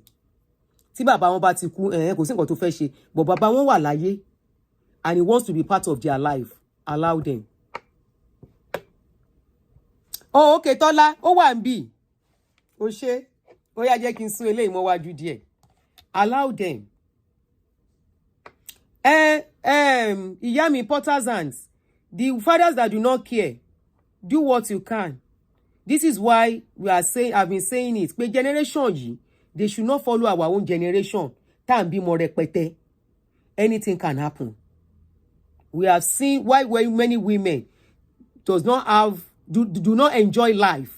They struggle. By the time they are done, they are old already. They can't do much for themselves alone because they have too many children to take care of. To take care of. They just use all their time to take care of children. These days, you know, some errors have been committed in our own generation. We didn't have the opportunity of all these social media to use and educate ourselves. So, elomi akon bímọ journey, bímọ rẹpẹtẹ. By the time you are supposed to rest, kò sọ pé ó ti tọ́mọ tán and be waiting. Oyè ń tọ́mọ, you know. So, here, just have what you can have. And if you have already, Ọlọ́run á bá wa wo gbogbo wọn. I always say, there is no sacrifice that you are making on your children that is not going to come back to you in double fold. It will be tough, when your children are still in need, whereby you are still paying school fees, doing this, doing that, they have not yet earning something, they are not yet earning something on their own. It is not the time to start buying expensive things for yourself. Whatever extra you are having is to take care and make life easy for every one of you. You know why? A child that is not hungry, it is tough for them to steal. It is tough for them to do what they are not supposed to do. A child that finds happiness in the home will not go outside looking for happiness outside to the extent that they will now start introducing those children to oríṣiríṣi nǹkan tí ò yẹ kán ṣe. So I always encourage us as single mothers. I count myself as one too. Irrespective either widow or divorcee. Tó bá ṣáà ti ń dá tọ́mọ, you are single mother. So gbàgbé pé kíní kan, widow, divorcee, you are single mother. So, you know, inside, somebody said I drop off nursing school for my children. Skin food. The sacrifice I made here. As brilliant as I am, torí àwọn ọmọ mi, is because of my children I couldn't go back to school when I got here. Because I know they are forced. And I'm not regretting that decision today. I don't want to leave my children at home, running helter-skelter from work to school, nobody to oversee them for me. And one day, I will just find out that child that used to be a beautiful, respectful, nice child has turned to something else. No, I don't want to do that. What will be my gain? What will be my gain if after everything, Yes, the money is coming in. I now have everything. After everything, I now see the children I was trying to suffer for. Ìkànnì wọn ti ya nǹkan tí mi ò fẹ́ àbí méjì nínú wọn.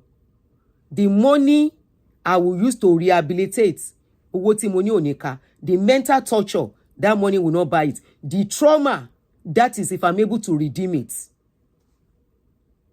Single mother is a big job. Very big job. Very, very big job. But trust me, yes, so àwa rèé, sister mi mo rí yín. Ẹni báyìí á jèrè wọn jù bẹ́ẹ̀ lọ láṣẹ Ìdùmarè. Wàhálà wa lórí wọn, àti ẹ̀ tí ń jẹ́ àwa jẹ́ jù báyìí lọ. Mo rí yín sister mi, ọwọ́ wa lókè. Yes, so ọwọ́ wa lókè. There is no sacrifice we make for them. But trust me, it's a huge job. It takes a lot. It will stress you. Is it mental? Is it physical? Is it financial? Is it psychological? It is just too much. Is it the time you will need to talk? Or you need advice? Everyone, don't worry, with young children, you will sing for joy too. Please, just put your priorities right. Put your priorities right. If you don't put your priorities right, Ọlọ́run má kí wọ́n ṣe báyìí. Ẹni tí ó wá fìyàn, hey, yeah, sorry about that, sister. RBM Skin Food. This is why, if you can afford it, I don't know where you live, whether Nigeria or here. If you can afford it, if you have done with those children, like you said, this is the time to look, to be you. To be you. Hello, ọ̀gá. Ó rẹ̀ bá mi bu. Kí ni máa jẹ lálẹ́? Bóyá kó bá mi wọ́n kíní ẹ̀ tó bá ṣe bá mi kó edé bíi 4 àbí 5 sínú ẹ̀. Àbó ti tán? Pasta. Kó má pọ̀ púpọ̀ ṣá, because mo ní kéèkì náà ń bí. Okay, you are in Chicago. Sister mi, ẹgbẹ́ body jọ. You are in Chicago. Ẹgbẹ́ body. Do what makes you happy. Go have fun. There are so many things to do níbí now. So many things to do. Yes, so shout out to all those raising children alone, either a man or a woman. It's not easy, oh. Your children are of age. Ẹja yóò rí yín, kí ló wá ló ṣe yín? Èmi ò like dolly no. Èmi ò like dolly no. Ẹ má doll ara yín o. Time àti live leléyìí o. Táwọn ọmọ ti dàgbà. You are now grandma. Olúwa ṣeun. Ẹ lè kú jẹ́ ẹmu mi mọ̀ báwọn grandma, àwọn grandchildren yín ṣe rí mi mọ̀ bóyá ń gbé tòsí yín. Ẹ jọ̀ọ́ ẹ ní fun o. This is what we are saying. Mi ò mọ ìgbà tí ẹ di grandma. You know, èmi kémi tó di grandma. Mo fẹ́ jẹ gbogbo ayé mi. You are now enjoying yourself. Kò tí mo fẹ́ gbọ́ nìyẹn. But ẹ sọ pé ó affect mental. Okay, bóyá when they were young, it affected your mental health. Okay. Gbogbo ayé ló kùn ká máa jẹ. Yes o. Hey. Ẹ̀yin tẹ́ bá ti tọ́mọ yín bá ti, if you are done with taking care of those children, wọ́n ti gbọ́rọ̀ sí yín lẹ́nu tán. They are now. Ó ti pẹ́ grandma. Wow. Hey, yeah. Adúpẹ́ lọ́dọ̀ Ọlọ́run. I'm happy for you, ma. You know, when you now get to a certain age, táwọn ọmọ yẹn, once they are done with school, they have started working. I beg. Yes. Yomi Adedeji said we deserve certificate of recognition. Thank you. Yes, so we deserve more than that. This is one of my own certificates, tán fún mi. Plaque tán fún mi. We deserve it o. Kò ṣe iṣẹ́. You need vacation. A máa gbé ọmọ lẹ̀ fún Yomi. Èmi àti tèmi tó pé a plan ẹ̀. Yomi, be ready to babysit children for weekend. I will call you. Tèmi tó pé a plan ẹ̀, a ṣeré lọ. A lọ ṣe weekend níbì kan èmi àti ẹ̀. But jẹ́ kí n dé láti ibi tí mo lọ, mo travel next month tí n bá dé. So once the children they are done with school, you have played your part. They are children. So you see, somebody said, I found myself in psychiatric hospital before I decided to leave. No, it shouldn't get to that. It shouldn't get to that at all. I always say, once you get to a stage, but imagine kó má dà pé èèyàn kan ló kàn dédé plan and so àwọn kankan. But thank God you are alive to tell the story. Thank God you are alive to tell the story. It's unfortunate. People are going through a lot. Many have lost their lives. Many are in psychiatric home. And even those men too. Those men too. Because affect majority ọkùnrin náà. All in the name of I must stay. I must stay. I must stay. Mentally, people are being messed up by staying. There is an aproko. Let me do this aproko, then come and go. This aproko that I want to tell you. This is to tell you that all these. Ṣé mo pin the comments in your yẹn? Let me pin your Miss comment for us, Gary. Your Miss giving everyone, every mother here. Let's say every single mother, every single parent, I will say. Every single parent. Every single parent. Either, because I know some single fathers too. It's not easy. Single mother, single parenting, generally, it's not easy for anyone. So let us give the award, a certificate of recognition for everyone. Now, I was about to say something. My younger daughter is Hollywood. She just released a short movie with Oh, you play a mother in the road. What's the name of the movie, Kalowo? A type orúkọ movie yẹn so that we can watch it. Wow. Sherry báyìí. You see? You see? Please help us to put it. Let us screenshot it. Kalowo. Wow. Ah. Yeah, I love this. This is what I want to love. I don't want to hear I'm a single. It's because I'm a single mother. My pikin now do this. My pikin now do that. No, you failed your pikin at a point. You are not the only single mother.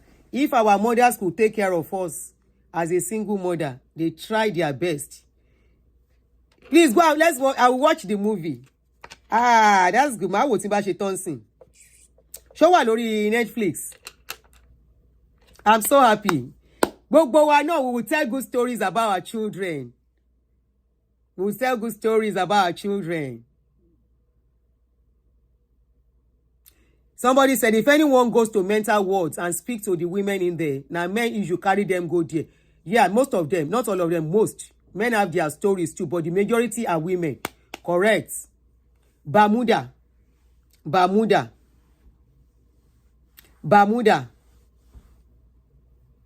You see? Ríru eléyìí rí, a fi ń dẹ́rù bọ̀ lọ́rọ̀ ni. In this life, just make sure as a woman, you are very hardworking. Be very hardworking, be focused. Many miss it because they are not focusing. Many miss it thinking another man will bring them happiness that they didn't see without their husband. You are lying, no? You are lying. Men are the same everywhere. It rains everywhere. You are lying. Maybe financially, that could be a different case. But bóyá tí n bá fẹ́ lè, á fi mí lọ́kàn balẹ̀. There is a saying, if you don't make yourself happy, nobody can make you happy. Many of our women need low self-esteem. We were talking about somebody today, and mo ní ẹnìyẹn ní low self-esteem ni. Ẹnìyẹn ní yes. Many of our women, they have low self-esteem. Wọn mọ nǹkan tó ń pè ní courage. Wọn mọ nǹkan tó ń pè ní it doesn't matter what your ex has been telling you. Look at you. You look like this. You shake kinikon. Your head is like this. Your hand is like this. Your toe is like this. Your kinikon is like this. Kí ló ṣe? So because a man has told you, you are too big, you are too small, you are too slim, you are too shakinikon, you don't have nyash, you don't have breast. I have had some women say, it made me to have low self-esteem. No, you have your low self-esteem. Kì í ṣe má nìyẹn. Wàláhì mo wọn tí bí ìyálàjà ọkùnrin kan re tó máa ní kémi ní á jẹ́ kémi ní low self-esteem. Màá sọ fún pé dá padà síbi tó ti ń bọ̀. Àwọn wo ló ń bá wí? Àwọn wo? Á sọ pé you are not kinikan. This is not what I want. You are like this. You are like that. Kí ni ìwọ gan já mọ́? King Leo, how are you, jèrè? Who are you? Ó ti rí mi sí. Asset làwa fọkùnrin lèmi máa ń sọ. Oh yes. Asset. Obìnrin tí ò bá dára ẹ̀ lójú lọkùnrin kan máa wash. Wá gbé, do not carry that one into your head. You will now look for a man that will validate you. A man that will come into your life and say, oh, you look beautiful. Even if he's lying to you. Oh, I like your nyash. I like your voice. Ní kíni. Ní voice tó yìí máa flat. Kò sí bó ṣe dúró tó bá dé stage kó máa dẹnu kọlẹ̀. Kò sí nǹkan tó fẹ́ fi kún. Kò sí nǹkan tó máa fi kún voice yẹn. Ó yìí máa ṣe Allahu Akubaru. Ó fẹ́ ó kọ̀. So tó bá ṣe Allahu Akubaru tán. Kí yẹn náà sọ pé kíní kan. No. Ẹni tí ó bá rí ẹ tí ò lè gbẹ́ bó ṣe rí.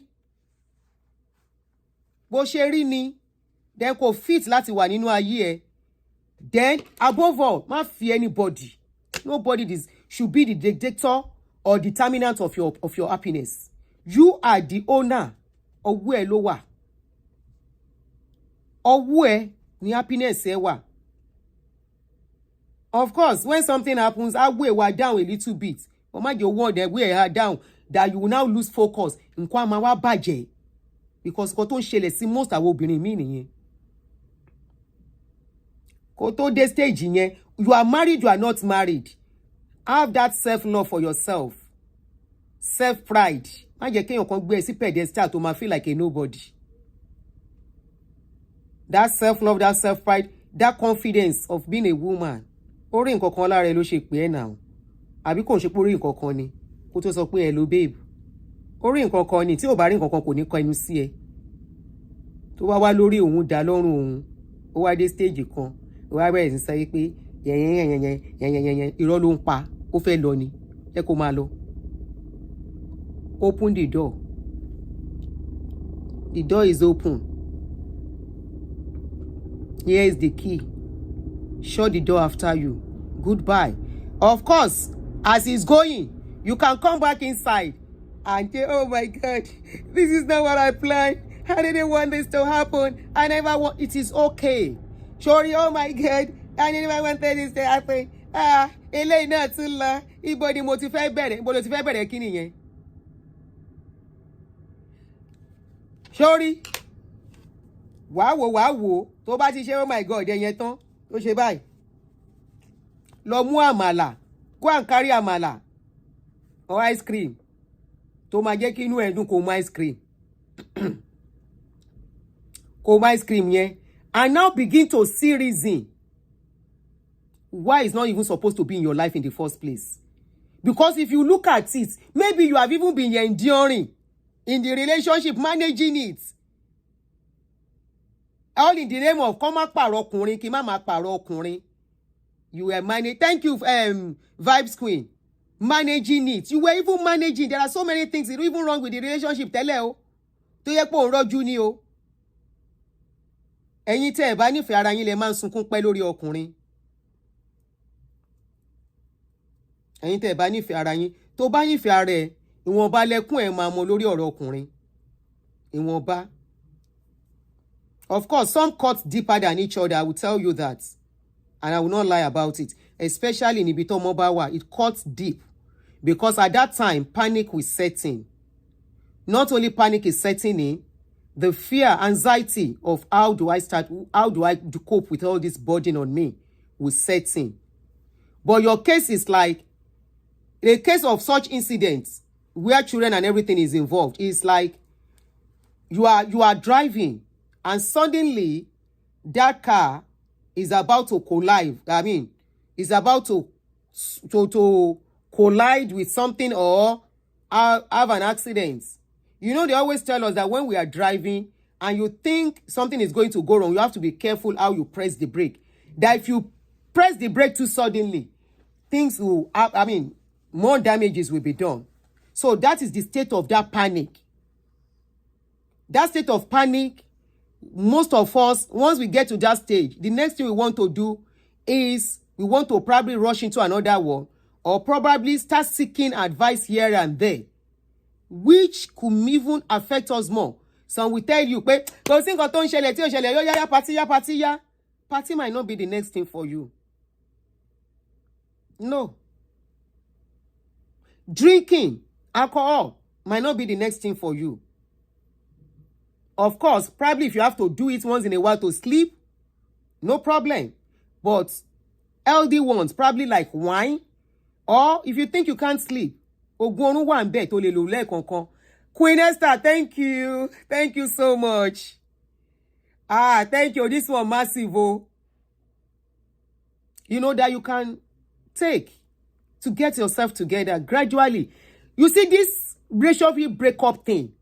If many of us will accept the fact, acceptance, pé okay, the man say it is over.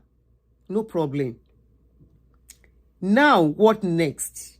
Even with your children, what next? This is why don't marry except you have something doing. And as you are doing something, you are keeping money aside, irrespective. It's unfortunate. Look at Biola now. Ẹ sọ fún mi ṣé Biola fẹ́ jẹ̀yà ni pẹ̀lú ọkọ tó fi sílẹ̀ kó lè jẹ̀yà now. Ọmọ ẹ̀ ò lè jẹ̀yà now pẹ̀lú iṣẹ́ tó wà lọ́wọ́ ẹ̀. She's doing very well. Ìyà ò lè jẹ ọmọ tó bí. Ló bá tán. Tó bá tún rẹ̀ ṣe dáadáa tó gbọ́n rẹ̀ dáadáa. I'm sure pé today that she said we are separated. Toaster tí mama bẹ̀rẹ̀ sí wọlé, she's a fine girl. Kí lẹ̀ ń sọ? Toaster tí máa bẹ̀rẹ̀ sí wọlé. Kó lọ tún ó tún rẹ̀ ṣe náà kò sẹ́ni tó mọ̀ pé nǹkan kan ṣẹlẹ̀ sí pàápàá. Toaster wọlé. Orí ìwọ ò mà ní burúkẹ́ tá máa fi ṣiṣẹ́. Tá máa fi ṣiṣẹ́. The same children tá wá fẹ́ ti torí àwọn ọmọ yẹn. Àwa jẹ́ kó lọ affect àwọn ọmọ tàbí. No. Concentrate. Gbogbo owó tó bá ní báyà àwọn ọmọ yẹn ṣe máa dá lókùn. Kì í ṣàtìkò àsìkò àti kẹ́gbẹ́. Kì í ṣàtìkò. Tó bá jẹ́ party náà níwọ̀ntúnwọ̀nsì. Ìwọ̀ntúnwọ̀nsì àbí náà ṣe máa ń sọ. Ṣé wọ̀ntúnwọ̀nsì náà máa ń pè tó bá jẹ́ party náà níwọ̀ntúnwọ̀nsì. Bó tó bá jẹ́ kó lo wọ̀ ẹ́ lára jù. Ibi tèmi ò ti like ti party àti going out. Ṣé mọ̀ pé àwọn kan they will go and drink. Àwọn kan they will go to party. This is where I don't really comfortable with women. Pé once marriage break, the next thing, or making party a hobby. Maybe because of some people that I know, majority àwọn tí mo mọ̀ pé wọ́n fi party ṣe lé ayé. Ayé wọn ò wù mí. Bí ayé àwọn ọmọ wọn ṣe turn out. Sorry, apologies. Oh, this is not for anyone. I'm just saying my observation. Thank you, son. So how was your internship? It was fun. Okay, good. Mi ò ẹ má bínú o. This is not something to anyone, no. It's just my observation. Aṣọ lè má bo, but tó bá súnmọ́ majority wọn. Tó bá súnmọ́ majority wọn, ayé ò lè fàyè wọn tọrọ. Tó bá rí nǹkan tọ́mọ wọn dà, tí majority ọmọ ti dà mọ́ wọn lọ́wọ́. Ẹ má bínú, abiyamọ ni mí o, ká lè kẹ́kọ̀ọ́ ni o. Mi ò fi báwo náà ṣe máa ń sọ Yorùbá yẹn. Mi ò fi ẹ jọ̀ọ́ báwo náà ṣe máa ń sọ, if you want to say that you are not saying something to spite anyone or make you feel like you are the best or something. All right? No, òun kọ́ àbúrò ẹ̀ last born ló gbóúnjẹ wá. You know. So mi ò fi yọ wọ́n. Ẹ ṣé, God bless you. Yorùbá yẹn máa ń sá mọ́ yàn lọ́wọ́ ńgbà mí. Ẹ ṣé, mi ò fi yọ wọ́n. So kò ń ṣe pé bí mo fi yọ wọ́n o. Gbogbo ọmọ tó bá ya nǹkan mọ́ wa lọ́wọ́, Ọlọ́run á bá wa rà wọ́n padà.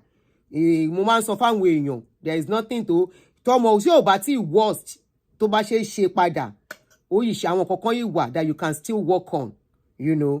Neglect might affect ọmọ gan. When you neglect children, you leave your role for others. Remember, these children, they don't get to see father anymore regularly.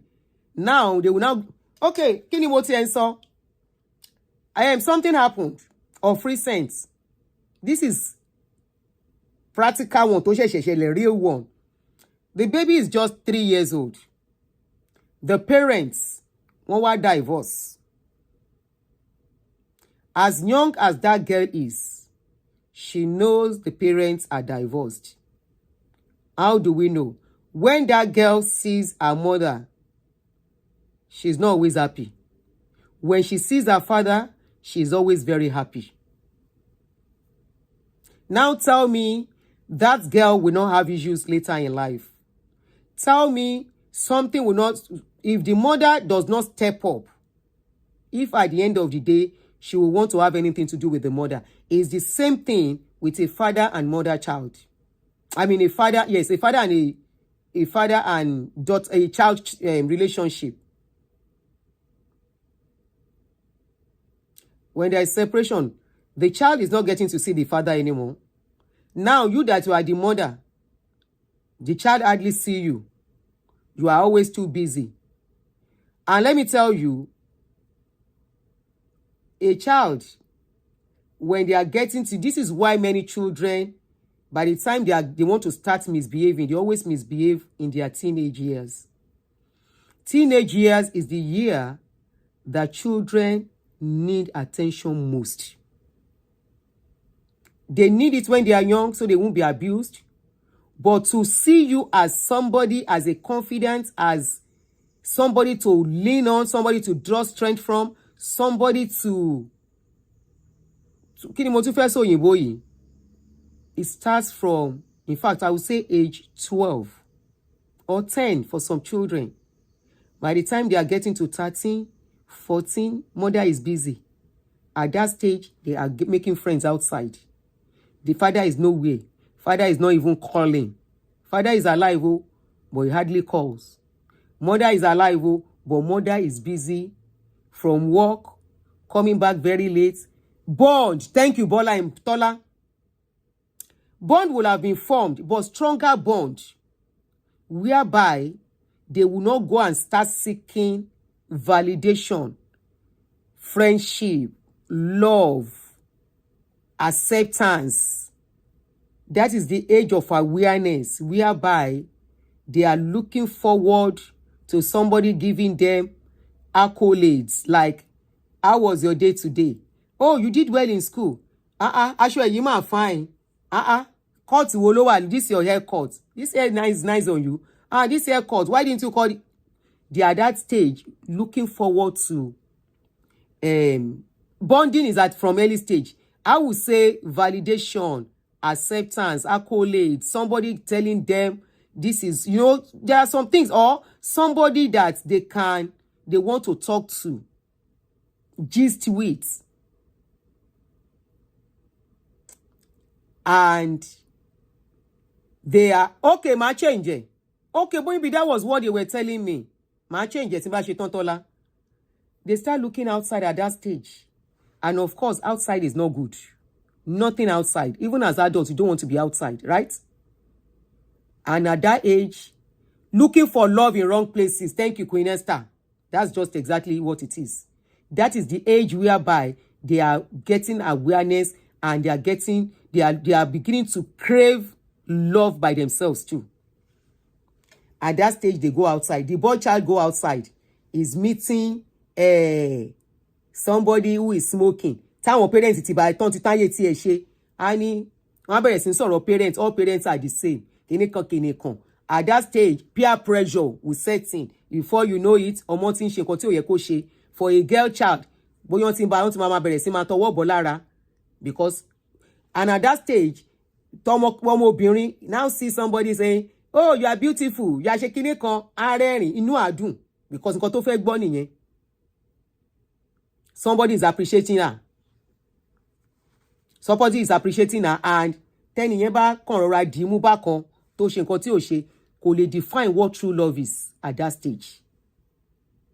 Kò lè mọ nǹkan tó ń pè ní true love.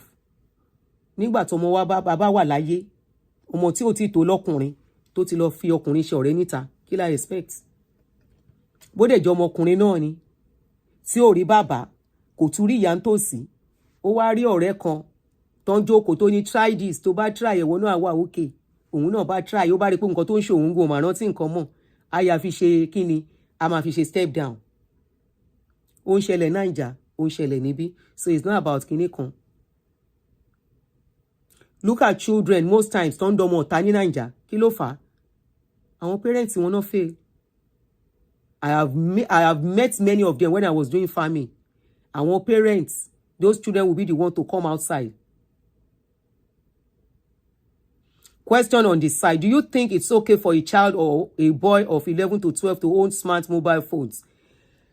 Is there any other phone that is not smartphones? But I think what they said is that the futures can be monitored.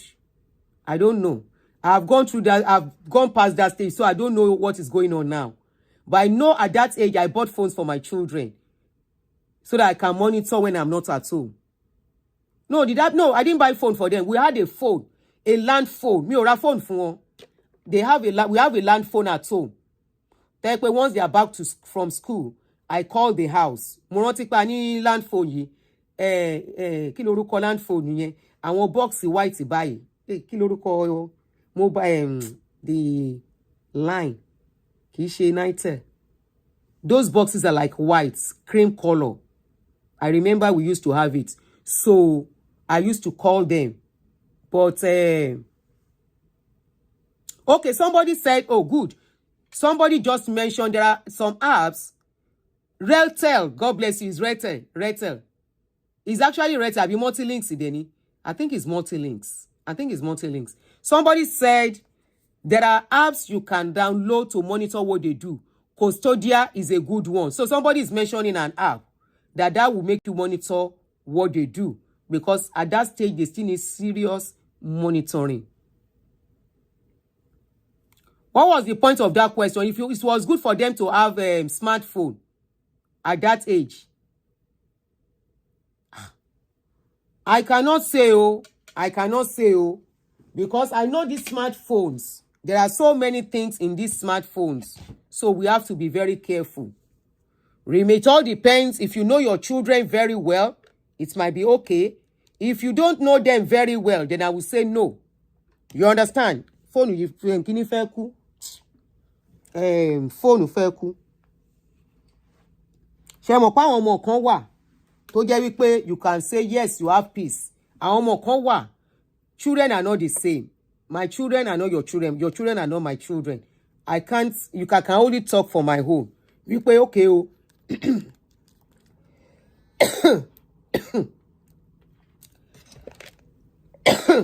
Shut in charge.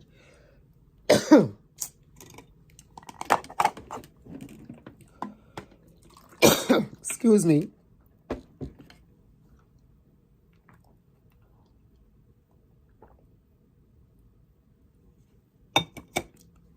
So, as per the phone, it depends on you. I mean, it depends on the child and it depends on you. So, that is a tough one. Know your child before you buy smartphone for them. Tó bá mọ̀ pé ọmọ ẹ ti ní lọ́wọ́ tẹ́lẹ̀, then I think it's not advisable.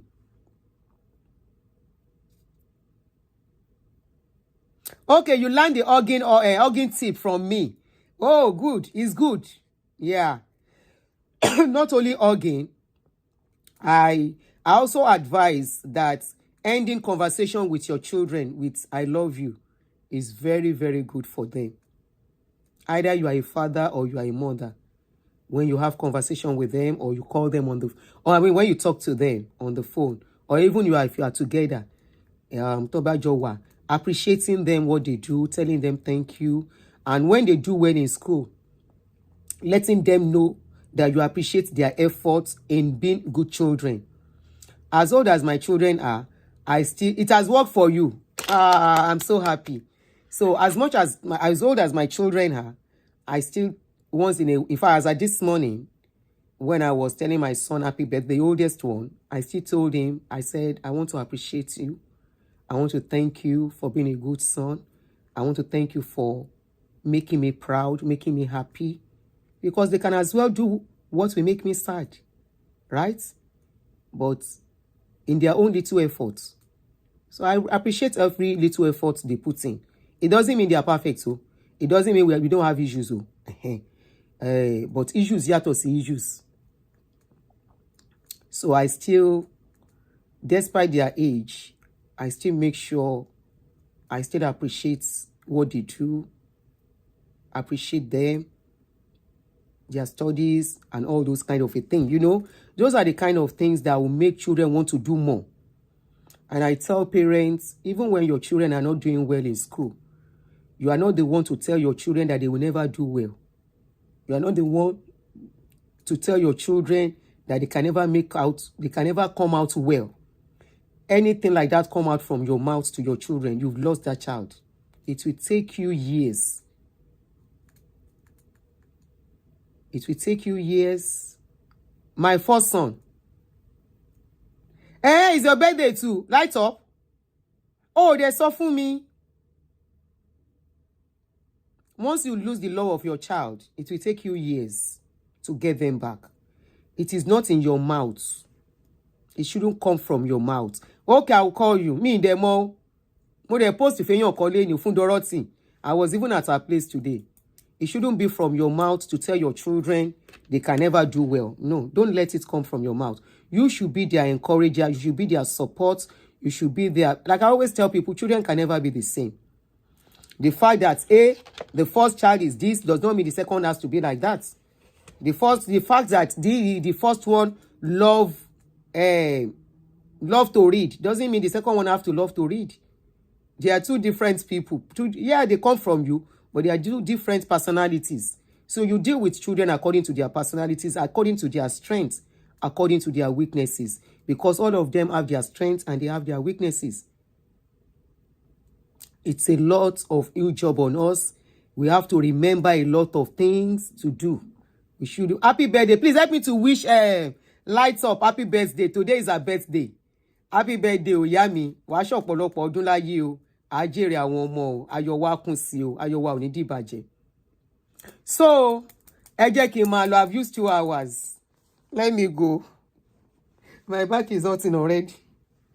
Let me go. Let me go. We will continue another day. Ṣé gbọ́? African mothers. Hey, pump the money gun. Pump the money gun. Daddy freeze. Pump the money gun. Ta ló pump the money gun fún mi yẹn? Studio Bloom. Thank you. Kí ni mo fẹ́ sọ sí? Somebody said African mothers. African mothers ke. But we should not continue it. The children of this generation, they are not us. We went through a lot. What we went through, it was acceptable then. These children of today, what they are seeing, tèmi tó pé ó fẹ́ pa mí, ṣé wàá wá rọ́ọ̀bù ẹ̀yìn mi fún mi. What the children of today are seeing is different from what we saw. That is why we can't bring them up the same way. Ní sọ apology kẹ̀. Ẹ dákun, ẹ ready to apologize. When you know you are wrong, and there are times you may not even be wrong, just to get your child, kó rí ẹ wálẹ̀, kó lè mú kó ṣe nǹkan tó fẹ́. You might say, okay, I'm sorry I didn't act as a parent. Don't say for what you do. Okay? Don't say I am sorry for what I did. No. Because whatever you do most times, what we do most times is for their own good. Say you are sorry for not being a parent at this stage, except you know you truly... Thank you. One key Lights Up, Umbio. Except you know truly you deserve to say what you did was bad. Ṣé mọ̀ pé parents ni a lè lu ọmọ lálùpá. Irú yẹn gbọ́dọ̀ sọ sorry for mo.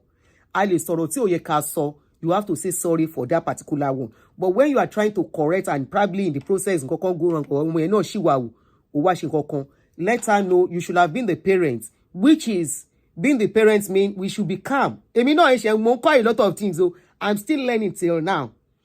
You should have been calm in that situation. They are children. Ìwọ làgbàlagbà. We should know how to handle and manage crisis better than them, right? If we don't manage crisis better than them, ibẹ̀ ló ti máa ń boomerang, tá yí mọ́ wa lọ́wọ́, tá wá di nǹkan tí apá ò ní handle easily.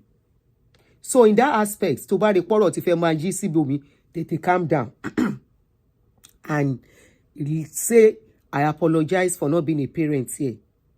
Okay? If you are wrong, you will know you are wrong. A máa mọ̀ tá bá ṣe nǹkan tí ò dá fáwọn ọmọ yẹn. A máa mọ̀. But pride, just like our parents too. Our parents know they will offend us now. Wọ́n máa mọ̀ pé àwọn ṣẹ́ wà. But ìgbà tó wọ́n ní sọ sorry, wọ́n lọ́mọ gbọ́dọ̀ bẹ̀ yá. Àmì ìyá ò gbọ́dọ̀ bẹ̀ ọmọ. Ta ló sọ bẹ́ẹ̀? Who talk that one?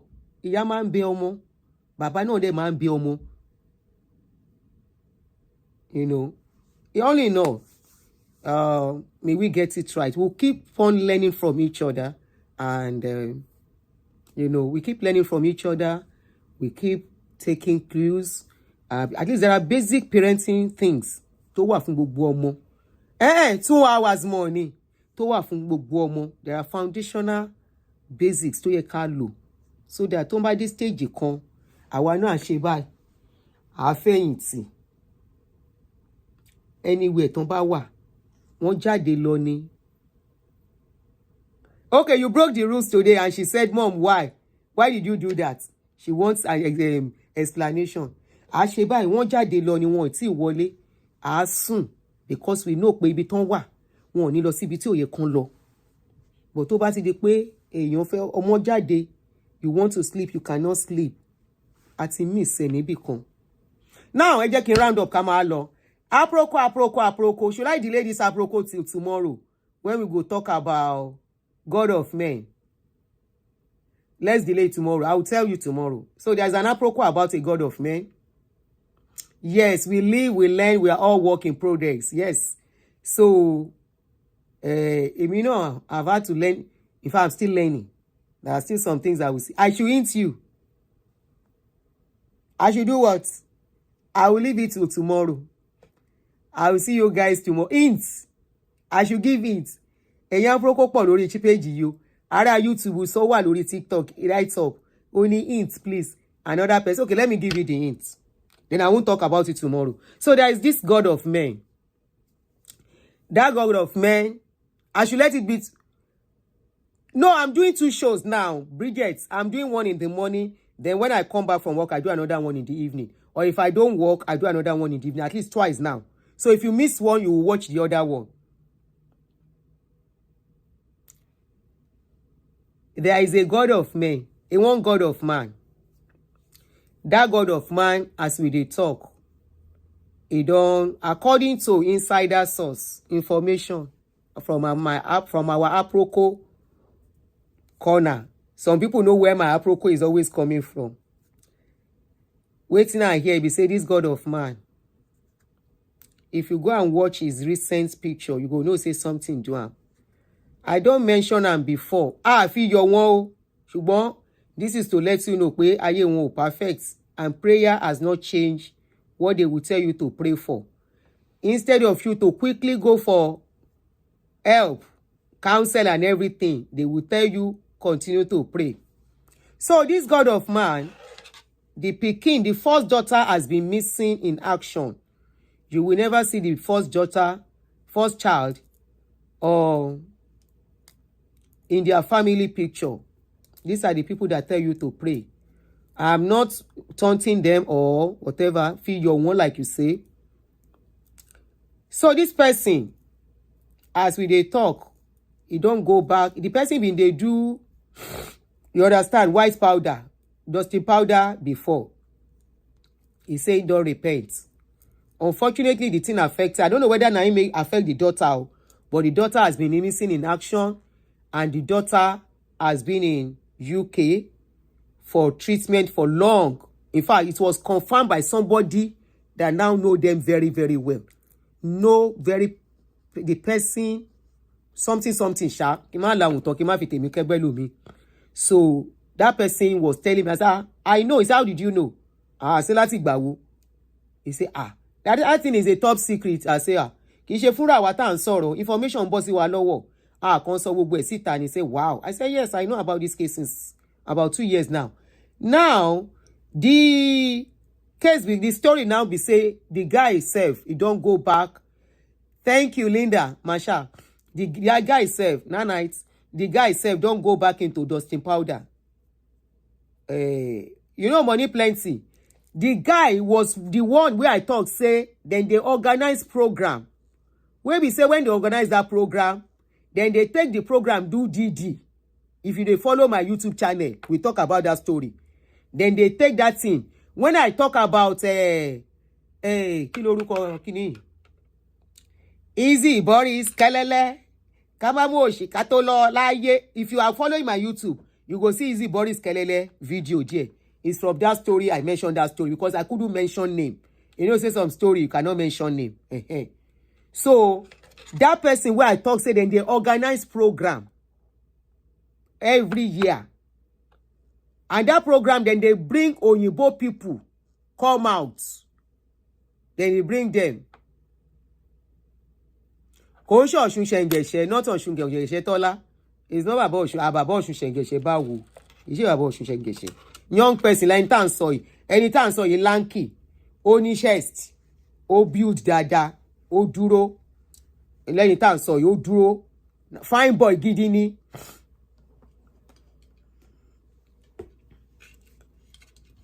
Fine boy gidi lẹ́ni tá à ń sọ yìí. So as we dey talk, himself don dey go take treatment for UK. He dey do rehab because he went into that thing well. And you know, say most of the people wey dey do that kind DD party, somebody say he's in UK. I don't know. I know. Emma Kobalaisi me. You know, say all these people where they do that DD party thing. You know, say there is no how alcohol will not be involved. There is no how Justin Powder will not be involved. So it's confirming the story that we brought out earlier. Say these people, the contribution where now they make and the program where then they say Holy Spirit they move. Now for DD kind of program, then they take and do. And when they do the program finish, very cute and handsome, where every woman go like, say, oh, that guy tall and handsome, every lady's dream. So, when they do program finish, when you don't do, let us somebody shout hallelujah, all of you don't waka go. These people will go into dark and tall, correct? They will now go, they will now go and do DD party. And of course, so many things they roll, they flow when they do that program. So if you want to know the story, or you are still not catching the drift, go to my YouTube channel and look for Easy Boris. Easy Boris versus Anthony Beret. Simple. You know, we will see tomorrow. I don't try. Good night, everyone. Have a lovely night.